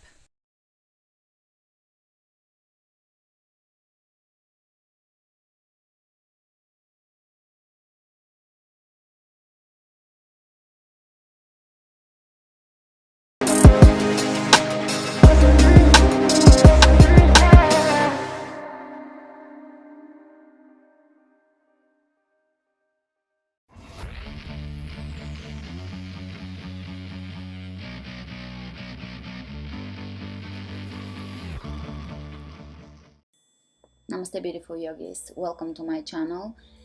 To do yoga with me daily, come to my website where I have a membership with over 300, close to 400 full-length classes where we do weekly schedules, seasonal challenges, and I have a new upload every week.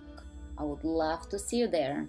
And to follow my personal videos, chats, live streams, mommy videos, family videos, and general lifestyle, informational diet videos, please come to my second YouTube where I'll be sharing more diet and lifestyle related videos. I'll post the links below. Namaste, let's begin. Namaste, beautiful yogis. Today we're doing a beginner power yoga routine. Let's get started. Starting at the front of the mat, roll the shoulders back, hand down, opening the chest, opening the space between the collarbones. Inhale, pull the belly in and feel how your belly core muscles, deep core muscles begin to connect, begin to power up. Feel the corset around your body, the natural corset of muscles around your body, connecting, firing up, and pulling in. So the TVA, the deep abdominal muscles are pulling both in, and you feel that strength around the midsection of your body. Palms of the hands forward. Press into all four corners of each foot. Lift to the crown of the head. Keep the shoulders back and down and feel how powerful this stance is. We're already connecting with the core. We're starting the core work now. Inhale your hands over the head and sit back, chair pose. As you sit back, you're going to tuck the tailbone under slightly. Exhale, forward fold.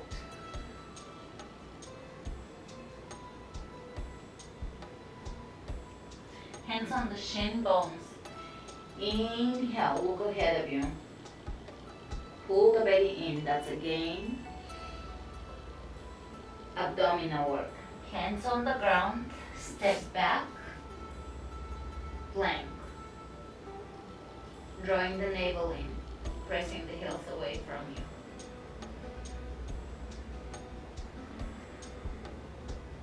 Let's lower the knees on the ground and take your first chaturanga. So elbows in, they're gonna hug your rib cage, and shoulders forward, elbows over the wrists. Great. Lower down onto the ground. Hands by the chest, elbows in. Cobra pose, lengthening the back of the neck. Exhale down, tuck your toes under, press back, downward facing dog.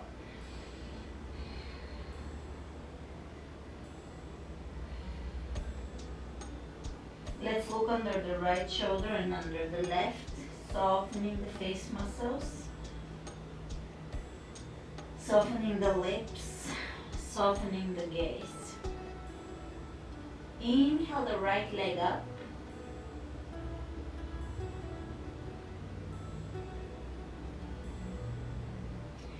And bring your knee into your rib cage. From here, step your foot forward as far forward as you can. Take a few steps and bring your foot all the way to the front of the mat between your hands. Bend your right knee. Come up, high lunge. Now here we're going to strengthen the legs by lowering the left knee down and coming up. The right knee is remaining over the right ankle. Let's go. 1, 2, 3, 4, 5. From here, straight back, lower the left hand down onto the ground, take the right arm up, twist. This move is really good for your digestive organs. It can tone up your digestion and help you remove some unwanted belly fat. Alright, from here, turn onto the outer edge of the left foot and bring your right foot in front of you, stepping on the ground, supporting you. Lift your hips high, side plank. This is a beginner modification. When you're done with the beginner version, you can move on with my more intermediate classes. Do this for at least 1 to 3 months before you can move on with a little more advanced or intermediate moves. But if you are persistent, you will get there. Alright, both hands on the ground, strong plank, pull the belly in. Really pull the belly in, shoulders over the wrists, heels pressing away from you, belly in. Drop the knees on the ground, chaturanga, elbows over the wrists, shoulders forward. Hold here. It's a shoulder strengthening pose. Lower down, hands by the chest, elbows in. Lengthen the back of the neck, cobra, extending the tailbone down. From here, take your toes under and press back into downward facing dog, lifting the hips as high as you can. Dropping the heels as much as you can down towards the mat. Take the left leg up. Bring your knee into your chest. Step your foot forward. Take a few steps. Help with your hand. Foot all the way to the front of the mat. come up, straight back, high lunge. So you don't want to hunch up, you want to come up with a straight back. From here, we're going to lower the right knee down. 1, 2, 3, 4, 5. Straight back, lower down, right hand on the ground, left arm up. Twist here and feel the twist moving deep into your belly. Alright, drop the outer edge of the right foot down and bring your left foot in front of you. Side plank, beginner modification. Try not to collapse on your right wrist. Lift energetically. Lifting the hips here. Breathe. Nice deep inhalations, complete exhalations. Great. Both hands on the ground. Plank. Knees on the ground. Chaturanga. Lower all the way down. Come up. Lift the chest open. Cobra. And take your toes under, downward facing dog. From here, let's glide the shoulders over the wrist plank. If you're a complete beginner, you can bring your knees down and flatten the back so that your butt is not lifting. You're flattening the back and activating the core. Otherwise, hold the plank and give me right knee between the elbows, left knee between the elbows. Right, left. Pull the belly in, right, left. Great. From here, lower down one more time. Chaturanga, Cobra. Drop the shoulders away from the ears. So none of that. Open, lengthen the back of your neck, and back to down dog. Inhale the right leg up. Step the right foot between your hands. Drop the back heel down, and if you look down, heel to heel alignment. They will be along the same line. Bend the right knee and come up. Warrior.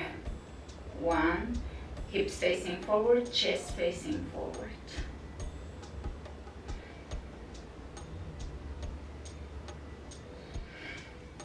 Drop the shoulders away from your ears, so there's space around your head and ears. Internally rotating the left hip here so that your hips are facing forward, pressing that right femur bone, the bone in your thigh, back into the hip socket.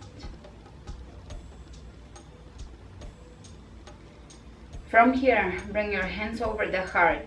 Open that left hip out so that you're facing the side wall. Step your foot a little wider and take warrior 2. So arms are parallel to the floor, and now the left hip is externally rotating. This is a hip opening exercise, stretching the hamstrings here. And if you're really high here in your pose, dip a little deeper, drop a little deeper. Soften the shoulders, look over your fingertips.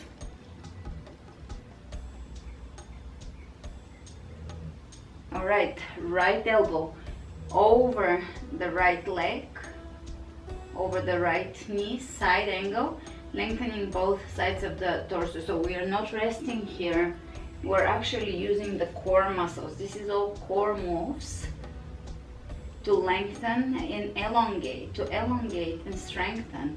Let's take the left arm, palm facing down, up and over the head.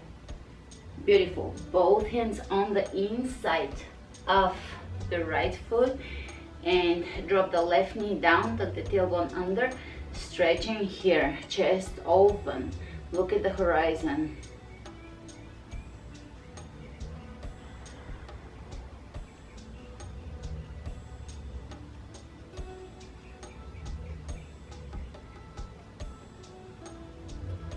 Beautiful. From here, step both knees back, bring both knees back, plank on the knees, chaturanga, lower down, open, cobra, back to down dog. From down dog, coming to plank, shoulders over the wrist, we're going to take the right leg up and bring the right knee to the right elbow. 1, 2, 3. Opposite side, left to left elbow. 1, 2, and 3. And knees on the ground. Wrists under the shoulders, knees under the hips. Arch the back, look up. Round the back, look towards your navel.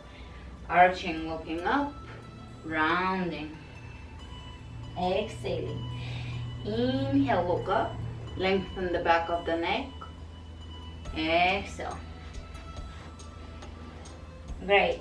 From here, taking the toes under, back to down dog. Big breath in, take the left leg up. Step the left foot between the hands. Help yourself with the move with the hands. And bend the left knee, drop the back heel down, heel to heel alignment. Toes slightly in on the right side, come up.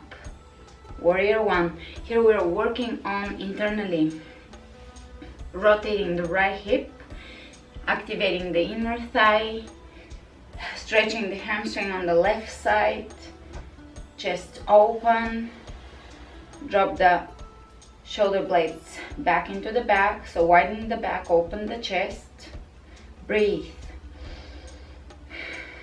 sink a little deeper, press this femur bone back so that you're working on that hips facing forward. This is really good for you, worth coming back to this class and putting the effort in to align this pose. It will open your hips, stretch your hip flexors, stretch your hamstrings. Great. Hands over the heart, open warrior 2.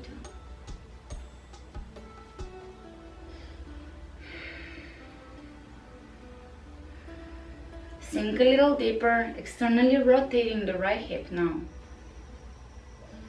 Lifting the arches of the feet off the floor. Great. Reach ahead of you, lengthening the torso, left and right side lengthening. Left elbow over the left knee, lengthen, don't rest on your elbow.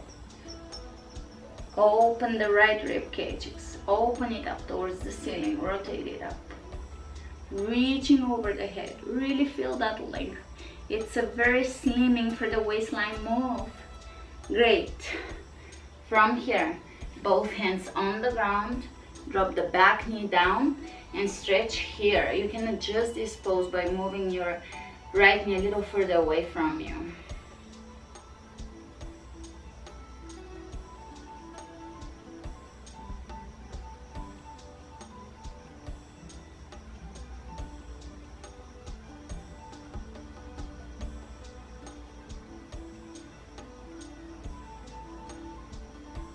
Beautiful. From here, take your left knee back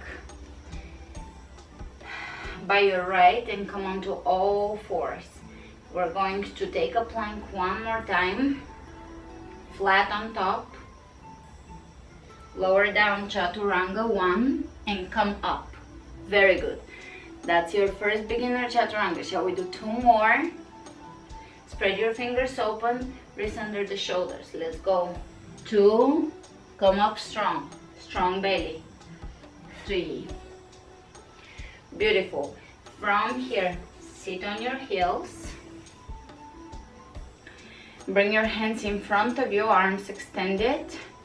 Bring the right arm over the left, wrap them and reach up, opening the back of the shoulders. You can even move left to right here. Beautiful. Let's change the arms and reach up, left over the right, back of the shoulders opening and stretching. Gorgeous.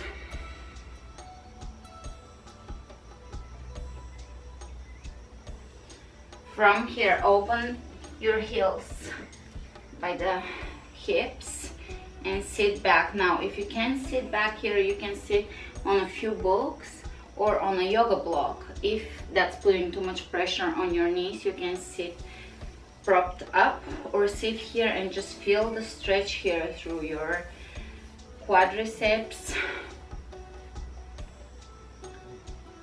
This is great for your knees as long as there's no pain. Beautiful. From here, hands in front of you, come to all fours and press back into a yogic squat. So feet are opening out and we're sitting here now. You can be supported here with your hands on the ground, working on lowering the heels down and opening the knees out. If you can bring your hands in prayer, do so. This is really relieving for your lower back. If you have lower back pain, this can be very therapeutic and part of solving the mystery and the issue with the lower back pain, because this is freeing the lower back, opening the hips, opening the inner thighs, and readjusting what could be wrong there with the alignment. Great. Let's straighten the legs and come into a forward bend with the knees slightly bent. Forward bend, hands behind you, clasping and pressing away from you. Hands are pressing away from you and away from your back, softening the shoulders. Let's draw a few circles with the eyes. Close your eyes and just draw a few circles with your eyes and then change direction. Beautiful. We're going to lower down onto the ground. Come into a seated pose. Grab your shin bones and sit back with your back straight and chest open. Today my neighborhood is very noisy, but I hope it doesn't bother you. There's piano and construction and traffic, and I live in the hills. You wouldn't think so. All right, from here, pull the belly in. Reach ahead of you. Press the palms of your hands together. Reach to one side, back to center, the other side. Back to center. Is your back completely straight with the curvature there? You might just be struggling to hold here. That's a lot of work. Chest open just to maintain the proper alignment of this. One side, the other. 1, 2, 3. Chest open. 4, 5, 6. From here, round your back, grab your shin bone, lower down all the way onto the ground. Bring one knee into your chest, bring the other knee into your chest. Right knee into the chest, supine twist. Bringing the knee across from your body, right shoulder on the ground, left knee across.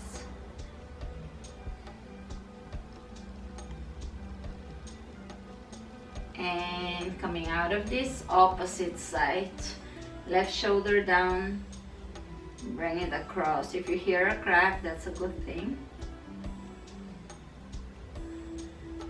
And coming out of this, step your feet down, and we're going to bring the hands, the elbows by the rib cage, feet parallel to each other, lift up for bridge pose.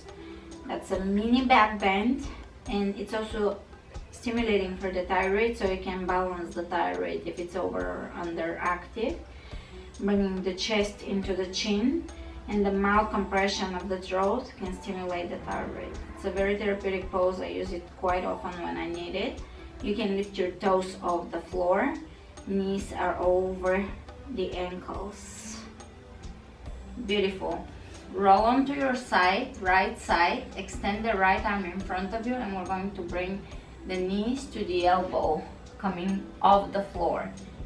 So the shoulders are coming off the floor and the knees. Let's go. 1, 2, 3, 4, 5, 6, 7, 8, 9, 10, and changing sides.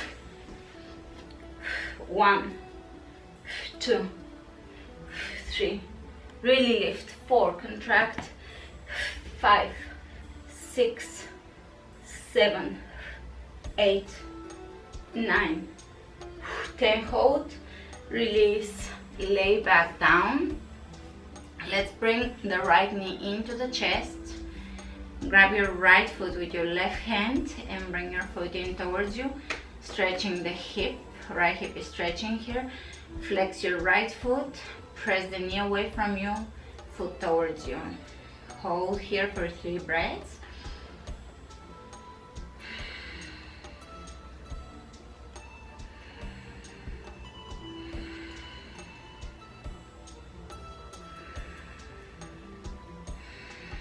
And changing sides. Grab your foot with your right hand, flex your foot, press the knee away from your foot in towards you, and breathe. You can flex and activate the extended leg here, so the leg is not resting but very active on the floor, as if you're standing on it. One more breath here. Release, and you're going to make yourself comfortable for Shavasana.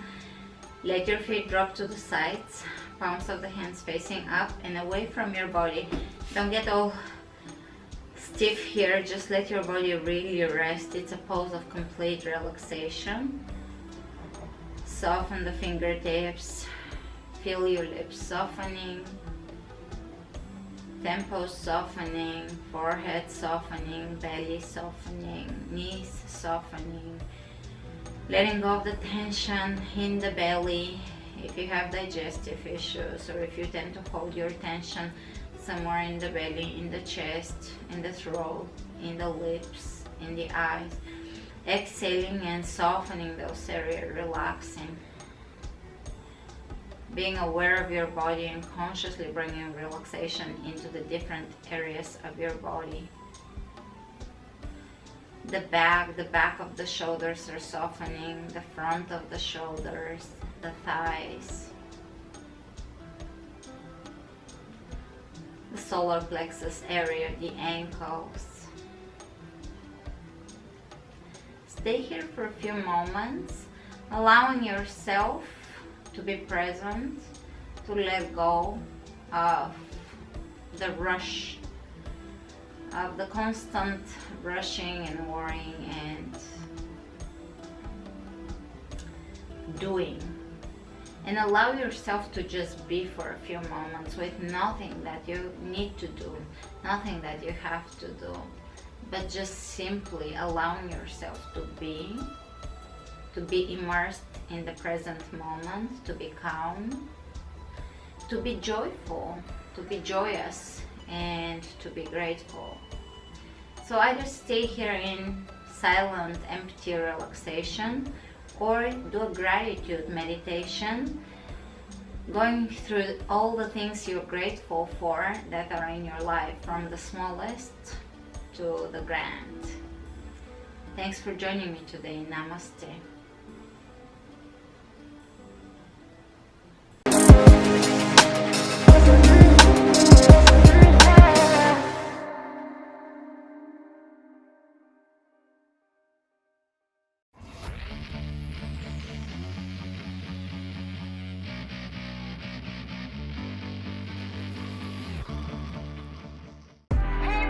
Welcome to Become You. My name is Coach Cristal and I am an NAFC certified personal trainer. Don't forget to subscribe below, right down there, to the Become You YouTube channel. Alright, we got a fun new video. Today we're here with... I'm Eileen Ramos and I'll be your yoga teacher for today. And I actually teach right now in Anytime Fitness in Fort BGC and also in Beyond Surrendra. Today we're going to be talking about the intro to yoga. I'll teach you the basic poses for now, wherein you can just, stretch out, basic poses, and sun salutation probably. That sounds awesome. Alright, I can't wait for sun salutations. Let's get relaxed and enjoy this beautiful yoga session. Let's get to it. So now we're going to do the breath work first, just to focus and just to meditate first. So close your eyes first. Okay. And then from there, just try to straighten your spine as much as you can. Okay.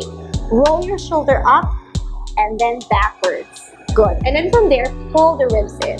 Pull the ribs in. Very good. You can bring your hands on top of your knees, palms down or up. But then just to relax the shoulder, it's better to palms up. There. And that would open the shoulders more. Okay. She's sitting up properly already. So try to be as comfortable as you can in this pose first. Okay, let's just do some cleansing breaths. Inhale through your nose. Exhale with your mouth open. Good. And then from there, start breathing in through your nose. Inhale through your nose. Keeping your lips closed, exhale through your nose. Good. Inhale, let your belly rise. Ribs rise, chest rise. On an exhale, chest goes down, ribs goes in, belly relaxes. And then she will just continue breathing that way throughout the practice. So let's come first into tabletop position, all fours. So from there, let's spread your wrists as wide as your shoulders. Good. Spread your fingers as much as you can, palms flat. And then from there, spread your fingers, lift your fingertips up, and then press all four corners of your palms. Good. From there, claw your fingertips in until it turns wide. Okay. Now, start rotating your triceps outward. Let the eye of the elbow, this is the eye of the elbow, the front part of your elbow face forward. Okay. And then from there, draw the shoulders down. Very good. So you see that, if you can see that here, it spreads out. Hold the belly in, pull the ribs in, and then reach your tailbone towards the back. Good. Crown of the head reaches towards the front, back of your neck pressed up towards the ceiling. Very good. Now she's engaged. Next, we're gonna come into cat and cow. So from tabletop position, you're gonna inhale. On an inhale, let your belly drop down on the mat. Good. Squeeze the shoulder blades. You can bend the elbows a little bit. Bend it a little bit, soft bend. And then push your chest forward, sternum forward.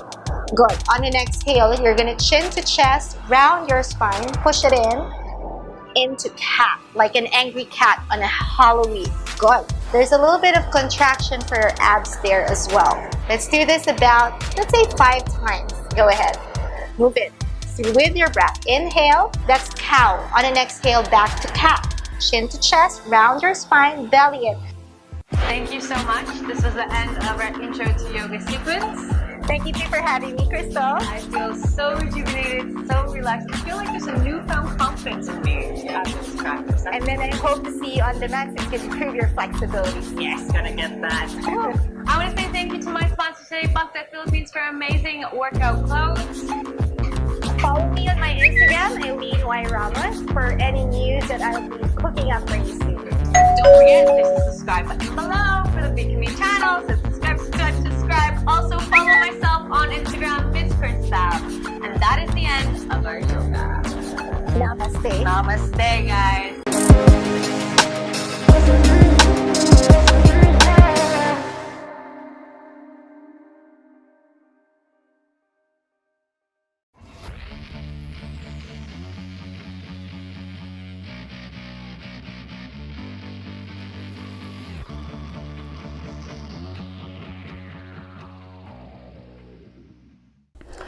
Flexibility challenges, knee, hips will feel this pose as challenging, but for all of us, it's very freeing for the lower back.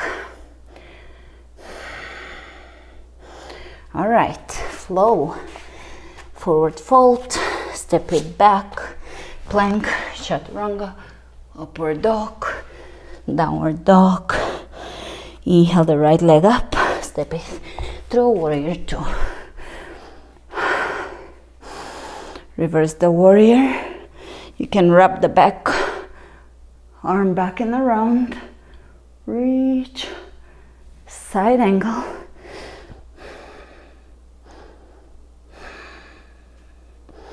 Both hands down, level the hips, turn the back heel up, twist lunge. Look ahead of you, thread your left leg forward, grab your left foot, roll back to plow. You can hold plow here.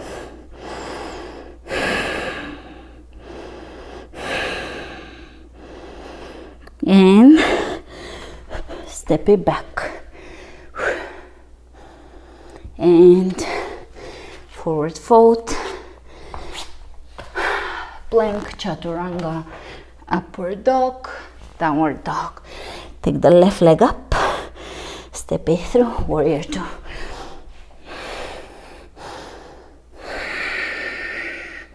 Feel the legs, feel the opening of the hip, feel the back heel, reverse it, wrap it back and around, soften the shoulder.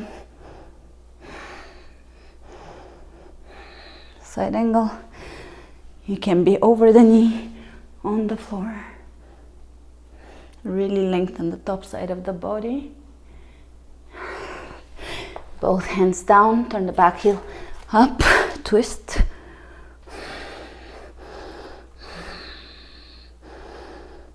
Reach your head, look ahead, and let's thread the right knee first, then foot, and grab it. And then roll back in plow.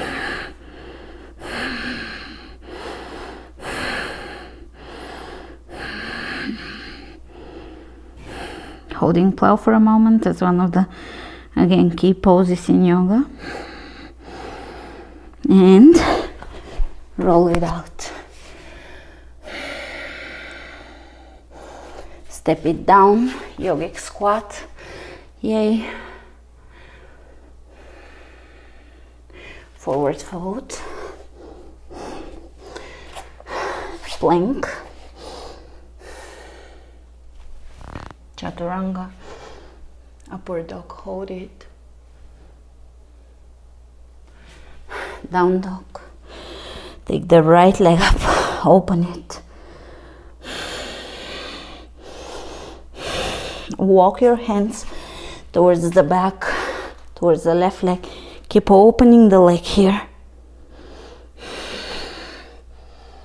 You can even grab the ankle with the right hand.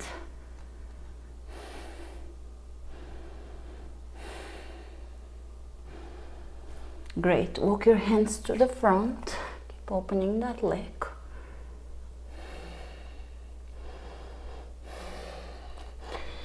And square the hips. Bring your knee between the elbows and across, and kick it up. So we're kicking the leg up and rolling it back through the move. And again, knee in, kick it up, inner thigh working here. One more, 3. Kick it up, and now step it through. Drop the back heel down, warrior one.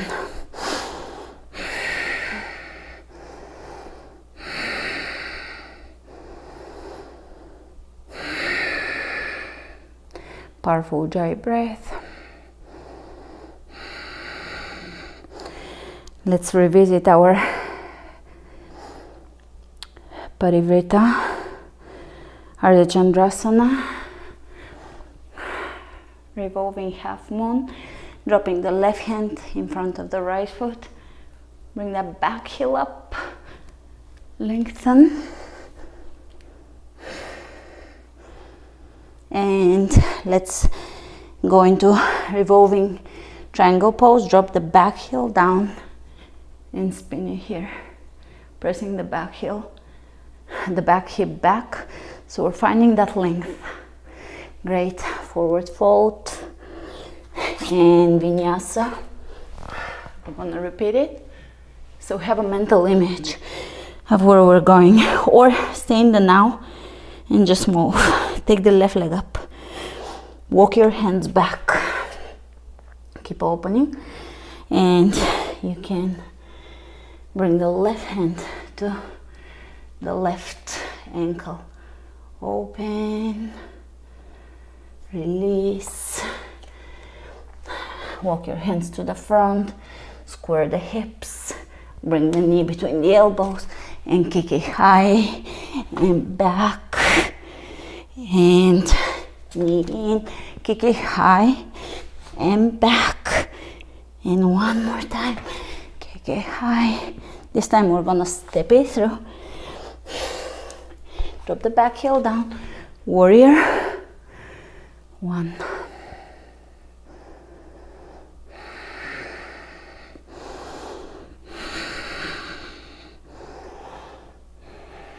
Working with your hips, feeling the hips, feeling the heel. Great. Revolving half moon. If you can do it in one go, one move.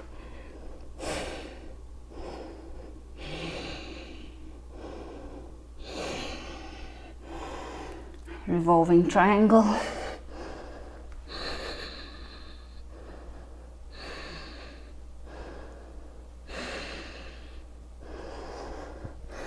And forward fold.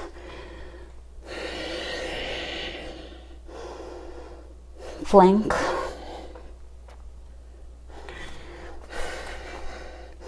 We're going to go for shoulder taps. Pull the belly in, a really strong plank. 1, right hand to the left shoulder. 2, opposite. Try to swing the hips as little as possible. Steady them. Let's go. 1, 2, 3, 4, 5, 6, 7, 8, 9, 10. Take the right leg up, bend it at the knee, push the heel 5 times up. 1, 2, 3, 4, 5, and do a scorpion. Touch behind. So the tail of the scorpion touches. One more set. 1, 2, 3, 4, 5, scorpion. 1, 2, 3, 4, 5, scorpion. Great. Step it down, opposite side. 1, 2, 3, 4, 5, scorpion. 1, 2, 3, 4. Take it as spinal adjustment. 1, 2, 3, 4, 5, scorpion. Great. Down dog.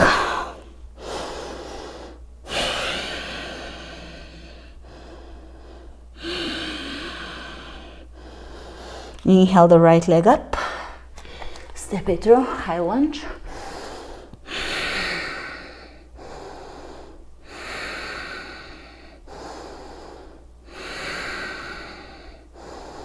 And we're going to lower the knee.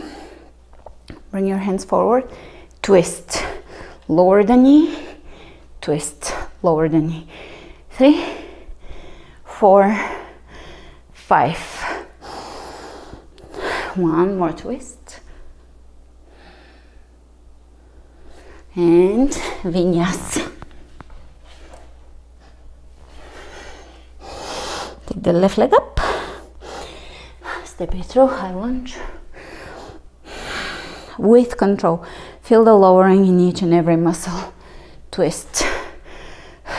2, 3. Extending the tailbone down so we're feeling this through the hip flexor. 4, 5. Twist.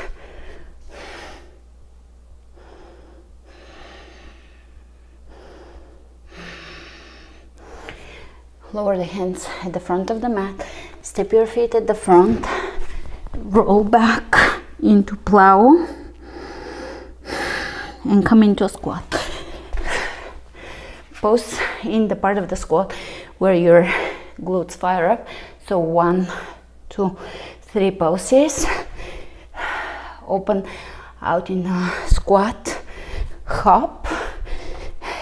1, 2. So those are chair poses in the very challenging part. Squat. 1, 2, 3. Squat. 1, 2, 3. Squat. 1, 2, 3. I promise we're almost done. Squat and roll in plow. Good job. That's from another class from the Body and Soul Total Body Program.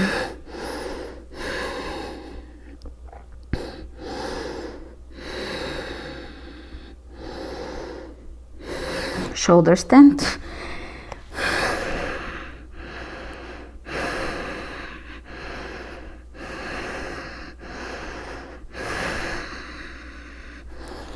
and roll out of it for pigeon.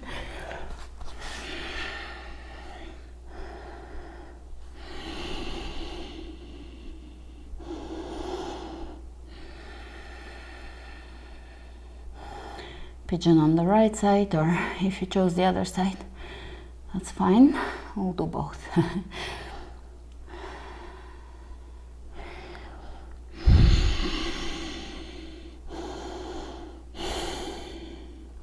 With this and with every program that I'm doing each and every month, each month we do a program on the website. On my website, we focus on the body, the inner feedback being the teacher. We find the teaching from the body, how to move, how to be, how to expand, how to grow, how to transform. We feel and listen. Here you can just exclude the mind, the internal dialogue or the monkey mind, and just close the eyes and feel the body. And allow this to be your teacher. Your body tells you where your limitations, where your power is. Your body teaches you about the bliss of the moment.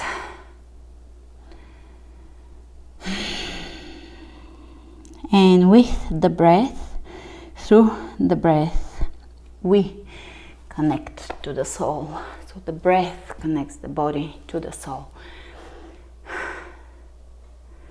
Hence the body and soul fitness. Opposite side.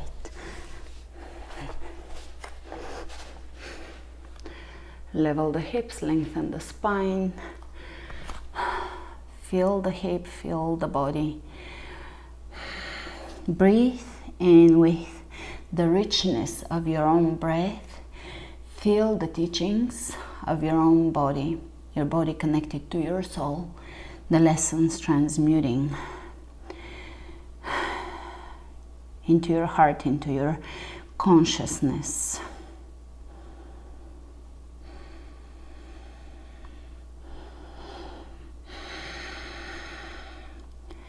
Using the breath and the body as your guide, as your teacher.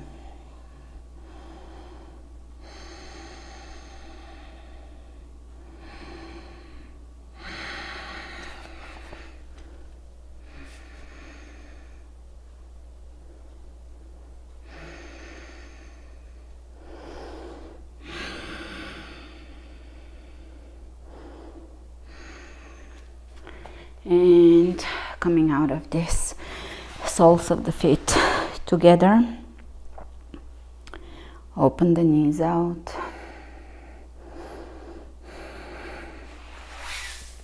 open the legs, forward fold,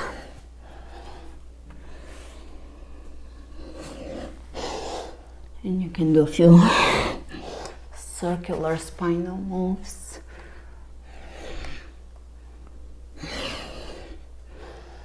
And side to side.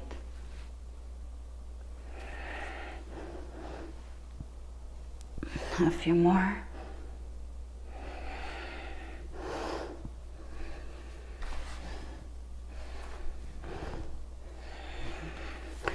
And step your feet down, bridge. Take the right leg underneath the left and take a pose, side plank here. Thread it back, opposite side. Thread it and take it into a side plank and bridge or a tabletop. This will go to bridge. Lower down, bridge.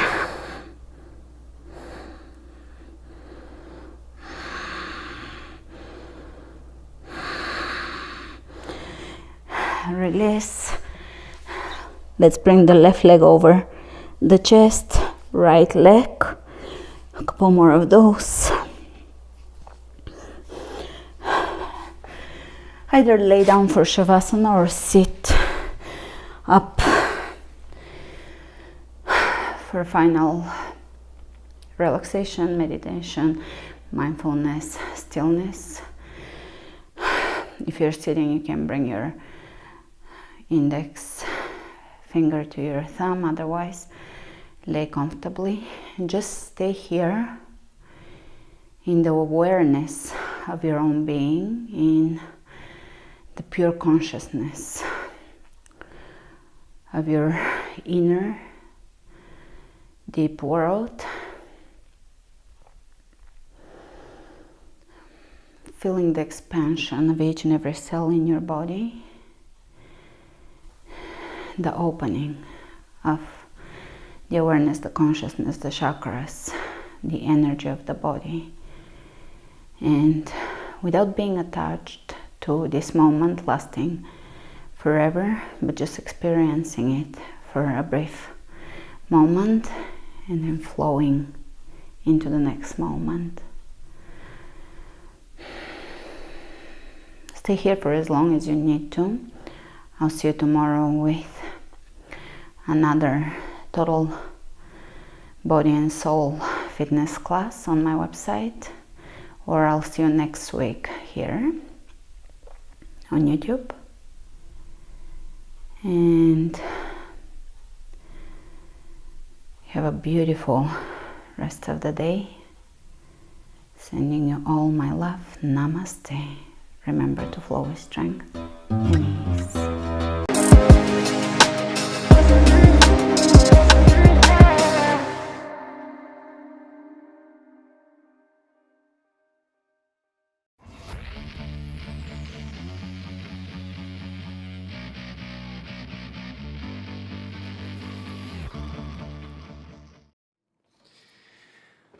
Okay, so was that a slight exaggeration? Maybe. The truth is, I don't really drink all that often anymore. But I definitely used to, and that's how I thought I could have fun, or that's how I thought that I could really allow myself to let go. So I wanted to make this video because this is something that I feel like was very relevant for me maybe 5 years ago, maybe 10 years ago, definitely 10 years ago when I was in my 20s.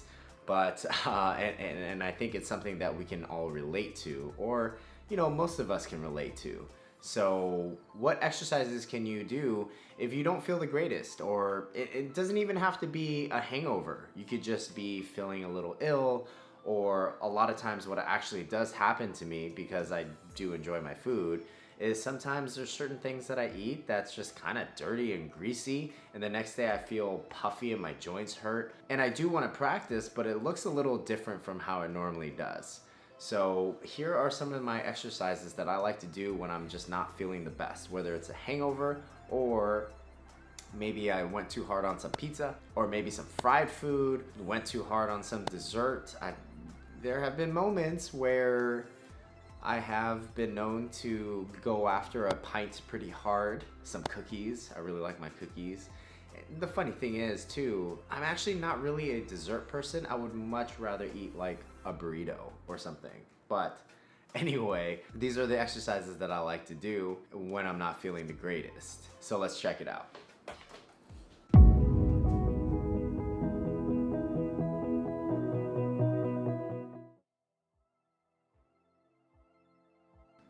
And sit down onto your mat, rolling up your pants, get ready. I'm not really the kind of drinker that gets queasy in my stomach, so a forward fold here in this posture. I like to bring the heels together here and very actively squeezing my outer glutes to push the knees down. This will get into your low back as well as your outer glutes. You can always fold forward and go a little bit deeper if you want, releasing the head down to release all that tension in your neck. In your back. For me, when I'm drinking, I'm probably dancing as well, and my back tends to get a little bit tight, or my hips. So this is a good place to start. After this, just make your way up slowly, and then we're gonna come into a 90-90 position. And the reason why it's called 90-90 is because you're creating 90-degree angles in both of your legs. So you can fold over your right leg, maybe take a twist, If that feels good, this twist will get into your QL as well as your outer glute. So a QL is your quadratus lumborum, which is the muscle alongside the side of your back. So if you ever feel low back pain along the side, that's that muscle that we're targeting. Here, we got a little bit of a different kind of stretch. So stretching into your inner thigh on that back leg, or maybe a little bit into that hip flexor in the front leg. And then from here, you can straighten out the front leg. Because I'm in hangover mode right now, I'm releasing my head down, so I'm stretching out most of my back. This is less of a hamstring stretch and more of a low back releaser. So you can fold forward here. You can always make this stretch a little bit more active by pressing the heel down. You could always interlace your fingers behind your head if that feels good as well. And then here, straightening out the back leg, straightening out the front leg, very actively pressing down through the ball of the back foot, pressing down through the outer edge of the front foot, and taking a slight twist. If your stomach is feeling a little bit queasy, the twist is not necessary at all. This is, again, just another stretch into the outer hip. And then from here, coming back into the 90-90 position, coming back into this Baddha Konasana position, and then switching sides. Be mindful that this side might feel a little bit different, and that's totally normal. We all have asymmetries in our body. So here I'm going a little bit deeper, applying a little bit more engagement into this front leg, into this left leg. Again, if you want to take the twist, you're more than welcome to. Reach the right arm across, getting into that QL again, so that you can find a little bit more of a low back release. I'm still very actively pressing that front leg down into the ground though.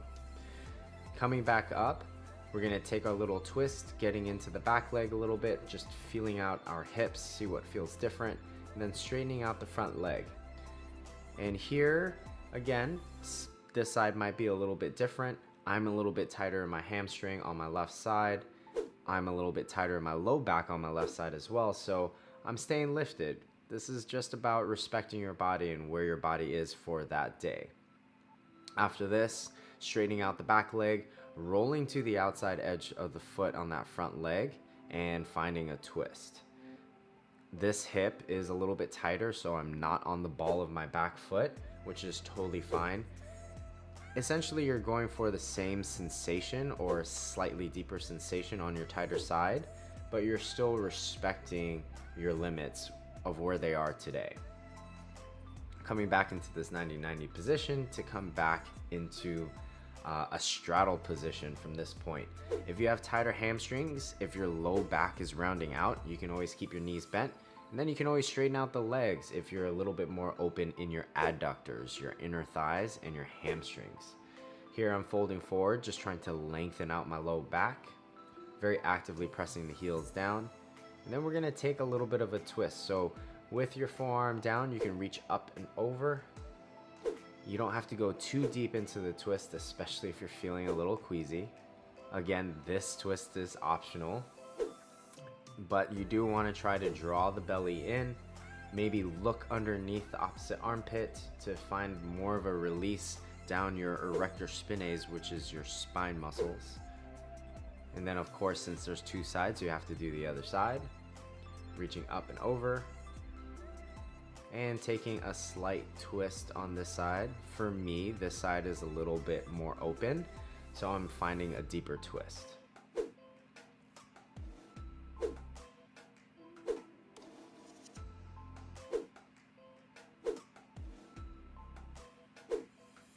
Coming back up, we're actually going to come into a tabletop position here. And then from this tabletop position, I'm going to slide one leg back. And in that front leg, I'm onto the top of the foot, very actively pressing the top of the foot down and sliding back into a pigeon variation. Now, if you have a prior knee injury, your butt does not need to come to the inside of the heel. You can always sit on top of the heel. This is what feels good for me. Again, this is a hip flexor release, especially if you're dancing a lot, moving your legs a lot, just had way too much fun the night before. You can take this hip flexor stretch a little bit deeper by bending the back knee and grabbing onto the top of the ankle. instead of just pulling into your hand or pushing into your hand with that back foot, very actively find isometric engagement. So that means an equal push between the foot and the hand and the hand and the foot. So again, doing the other side, respecting the boundaries on this side for today. If your joints are inflamed from all the cookies that you had or brownies, respect it. You can take a little bit of a twist, hugging the belly in so that you start to get into the hip flexor a little bit more. Try to flex the back glute, and that will take the stretch into your psoas. Here on this side, you always have the option of bending the back knee and grabbing onto the top of the ankle. Try to make your neck nice and long by pulling the shoulder blades down the back. And then when you're done, for me, I'm not really done, taking a couple extra stretches, a little rock and rolls here. And then I like to come into a frog pose. Frog pose is a pose that I definitely did not like for maybe the first 4 years of me practicing yoga, but over time, you learn to love it. As long as you're hugging your front ribs in, hugging the belly up away from the ground, that'll take the pressure out of the low back. And instead of just dumping down into this posture, apply a little bit of pressure down through the insides of the feet. As you can see, my feet are flexed, my knees are pressing down as well, and I am actively squeezing my glutes. Finding a deep breath here, allowing the dizzy to go away. And then slowly make your way back by crawling your legs together. And then from here, I like to take a little bit of a cobra pose. I'm very actively reaching my heels back towards the back of the mat and pulling my heart through.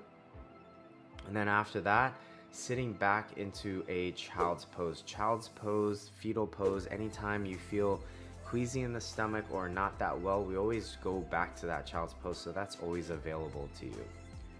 And then after that, again, if you've been dancing at all, tucking the toes and sitting back on the heels is going to be great. And then this leaning back is going to get into the quads a little bit more, so you can stretch out the quads. A little bit of a back stretch, maybe a little bit of a seated cat-cow action. Just a quick break before you get back to those quads. And then coming from this tabletop position, I'm going into an Anjane position. And instead of dropping my pelvis down, you can see I'm almost having my pelvis lifted. And that's due to the legs hugging in together, which really provides a lot of stability and engagement through the legs. You can reach for the back foot here, grabbing onto the top of the foot. Again, this is optional. This just depends on how open your hip flexors are. Quick pause in a lizard pose, down into a Skandasana. For me, I really like to open up my adductors, those inner thighs, and then switch right over to the other side. Nothing fancy. You can grab onto the top of the foot here, still very actively hugging that back knee forward and pushing that front heel back, finding that activation in your legs.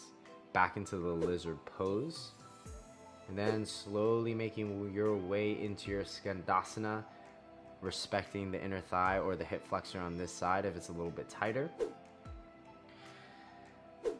And then after this, maybe coming into a Prasarita, a wide-legged forward fold. Oh, never mind, that makes me dizzy. So coming upside down or going into an inverted position after an awesome night can be a little dizzying, so you can always skip that. Now in this pose, I'm keeping my toes tucked to open up the bottom of my feet, and I'm interlacing my hands behind my head and stretching out my neck.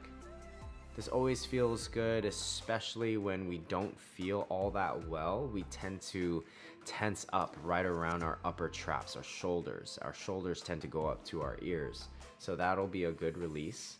And this is another version of a thread the needle, but instead of reaching my arm across, I'm reaching my arm in between my legs and reaching for the same foot with the arm that's reaching. And I'm very actively, isometrically pulling my foot and pushing my foot into my fingers as I stretch out my neck to get into that upper trap a little bit more, especially if you have tension. This posture is great, especially if you're dealing with a lot of stress and you hold your stress in your shoulders or your neck. You can rock your head side to side, roll your shoulder around in a circle maybe. And then after that, coming back into your seated posture, stretching out the feet and getting in between the shoulder blades. In between your shoulder blades are some muscles called the rhomboids. So actively trying to pull your arms apart, push your forearms away from you as you pull the shoulder blades down the back so that your neck is nice and long. You can always rock your head side to side while you're engaging your arms and your shoulders. Just feeling out how the right side is versus the left side, and then shake it off. Taking a second here to get connected with your breath, and then you're done. All right, so as you saw, a lot of these movements were just a lot of feel good, a little bit of engagement, not too much. It is a lot of getting into the hip flexors, especially if you're dancing all night or something like that. You're lifting up your legs and you're not used to doing those kind of movements all too often, just like maybe you're not drinking all that often, but you went really hard with the dancing and the head banging. Oh, whoa. Dizzy. Anyway, stretching out the hip flexors is great, especially in that Anjane position. Getting into the hips, especially if you are wearing heels a lot and you feel your glutes really just kind of a little sore, or your low back is a little bit sore because you were popping in. Okay, let's not do that. Popping it a little bit too hard. Then stretching out the low back, specifically the QLs, which is the low back on the side, is gonna be great. That glute med, a lot of hip openings, and a lot of just respecting your body and, well, ironic, a lot of respecting your body, drinking a ton of water, and finding just a little bit more openness. This openness, these stretches are gonna bring some blood flow into your body. That's gonna help you just pump out some of those toxins. Again, I can't stress this enough. I mean, there's a whole bunch of things out there that tell you this is gonna help with hangovers, this is gonna help with hangovers, but at the end of the day, we are made mostly out of water, and water is gonna be the thing that detoxifies us the most. So please drink responsibly, please have all the fun, but also take care of yourself. And I hope you enjoyed this video. And if you ever do check out Vegas, check out that Boneyard. It's really cool to see all of these old signs that were iconic back in the day, and there's a museum, there's a spot where it can all live. So go check out a little bit of that history and enjoy all the good things. Oh, and don't forget to hit that subscribe button, hit that little bell button, hit all the little buttons, type all the keyboard buttons, leave me a comment. I would love to hear some of your remedies for hangovers, or if you're not feeling well, or some of the stretches that you like to do when you're not feeling the best. Leave me a comment to see. I would love to hear what else you guys would like to see. I know on my Instagram page I post a lot of tutorials, a lot of workouts, and so far in the last vlog and in this vlog I toned it back a little bit. So if you want to see some flows, if you want to see some more tutorials broken down, or some of those tutorials broken down in a way that you can incorporate it into a flow, I would love to hear what you guys would like to see. So let me know, and I'll see you on the next video. Wow, let's try that again. I definitely made myself sound like an alcoholic. Woo, 20s. Man, I really do like my food, don't I? Brownies, not really a chocolate person. Oh, apple cobbler. Apple cobbler with some vanilla ice cream. Oatmeal raisin cookies. I know it's weird. I was that kid that liked mini wheats. Yes, I like the frosted mini wheats, but just the regular mini wheats were great. I did kind of go through a phase where if you take the mini wheats and you put it, okay, let's just get something clear. If you put milk before your cereal, you're a psycho. Just kidding, you're not a psycho. Mini wheats with the milk, drizzle a little bit of honey, and then you microwave it so it turns into a little bit like porridge. Every time I would eat it, my dad would gag because that porridgey texture was like just the worst thing in the world for him next to cucumbers. Who doesn't like cucumbers? Cucumbers on sandwiches. Oh, sandwiches. I love my sandwiches. Man, I just really like carb. I guess I like all the glutens. What can you do? I'm a gluttony kind of guy. On one end, yoga. On the other end, all the glutens in the world. That's me.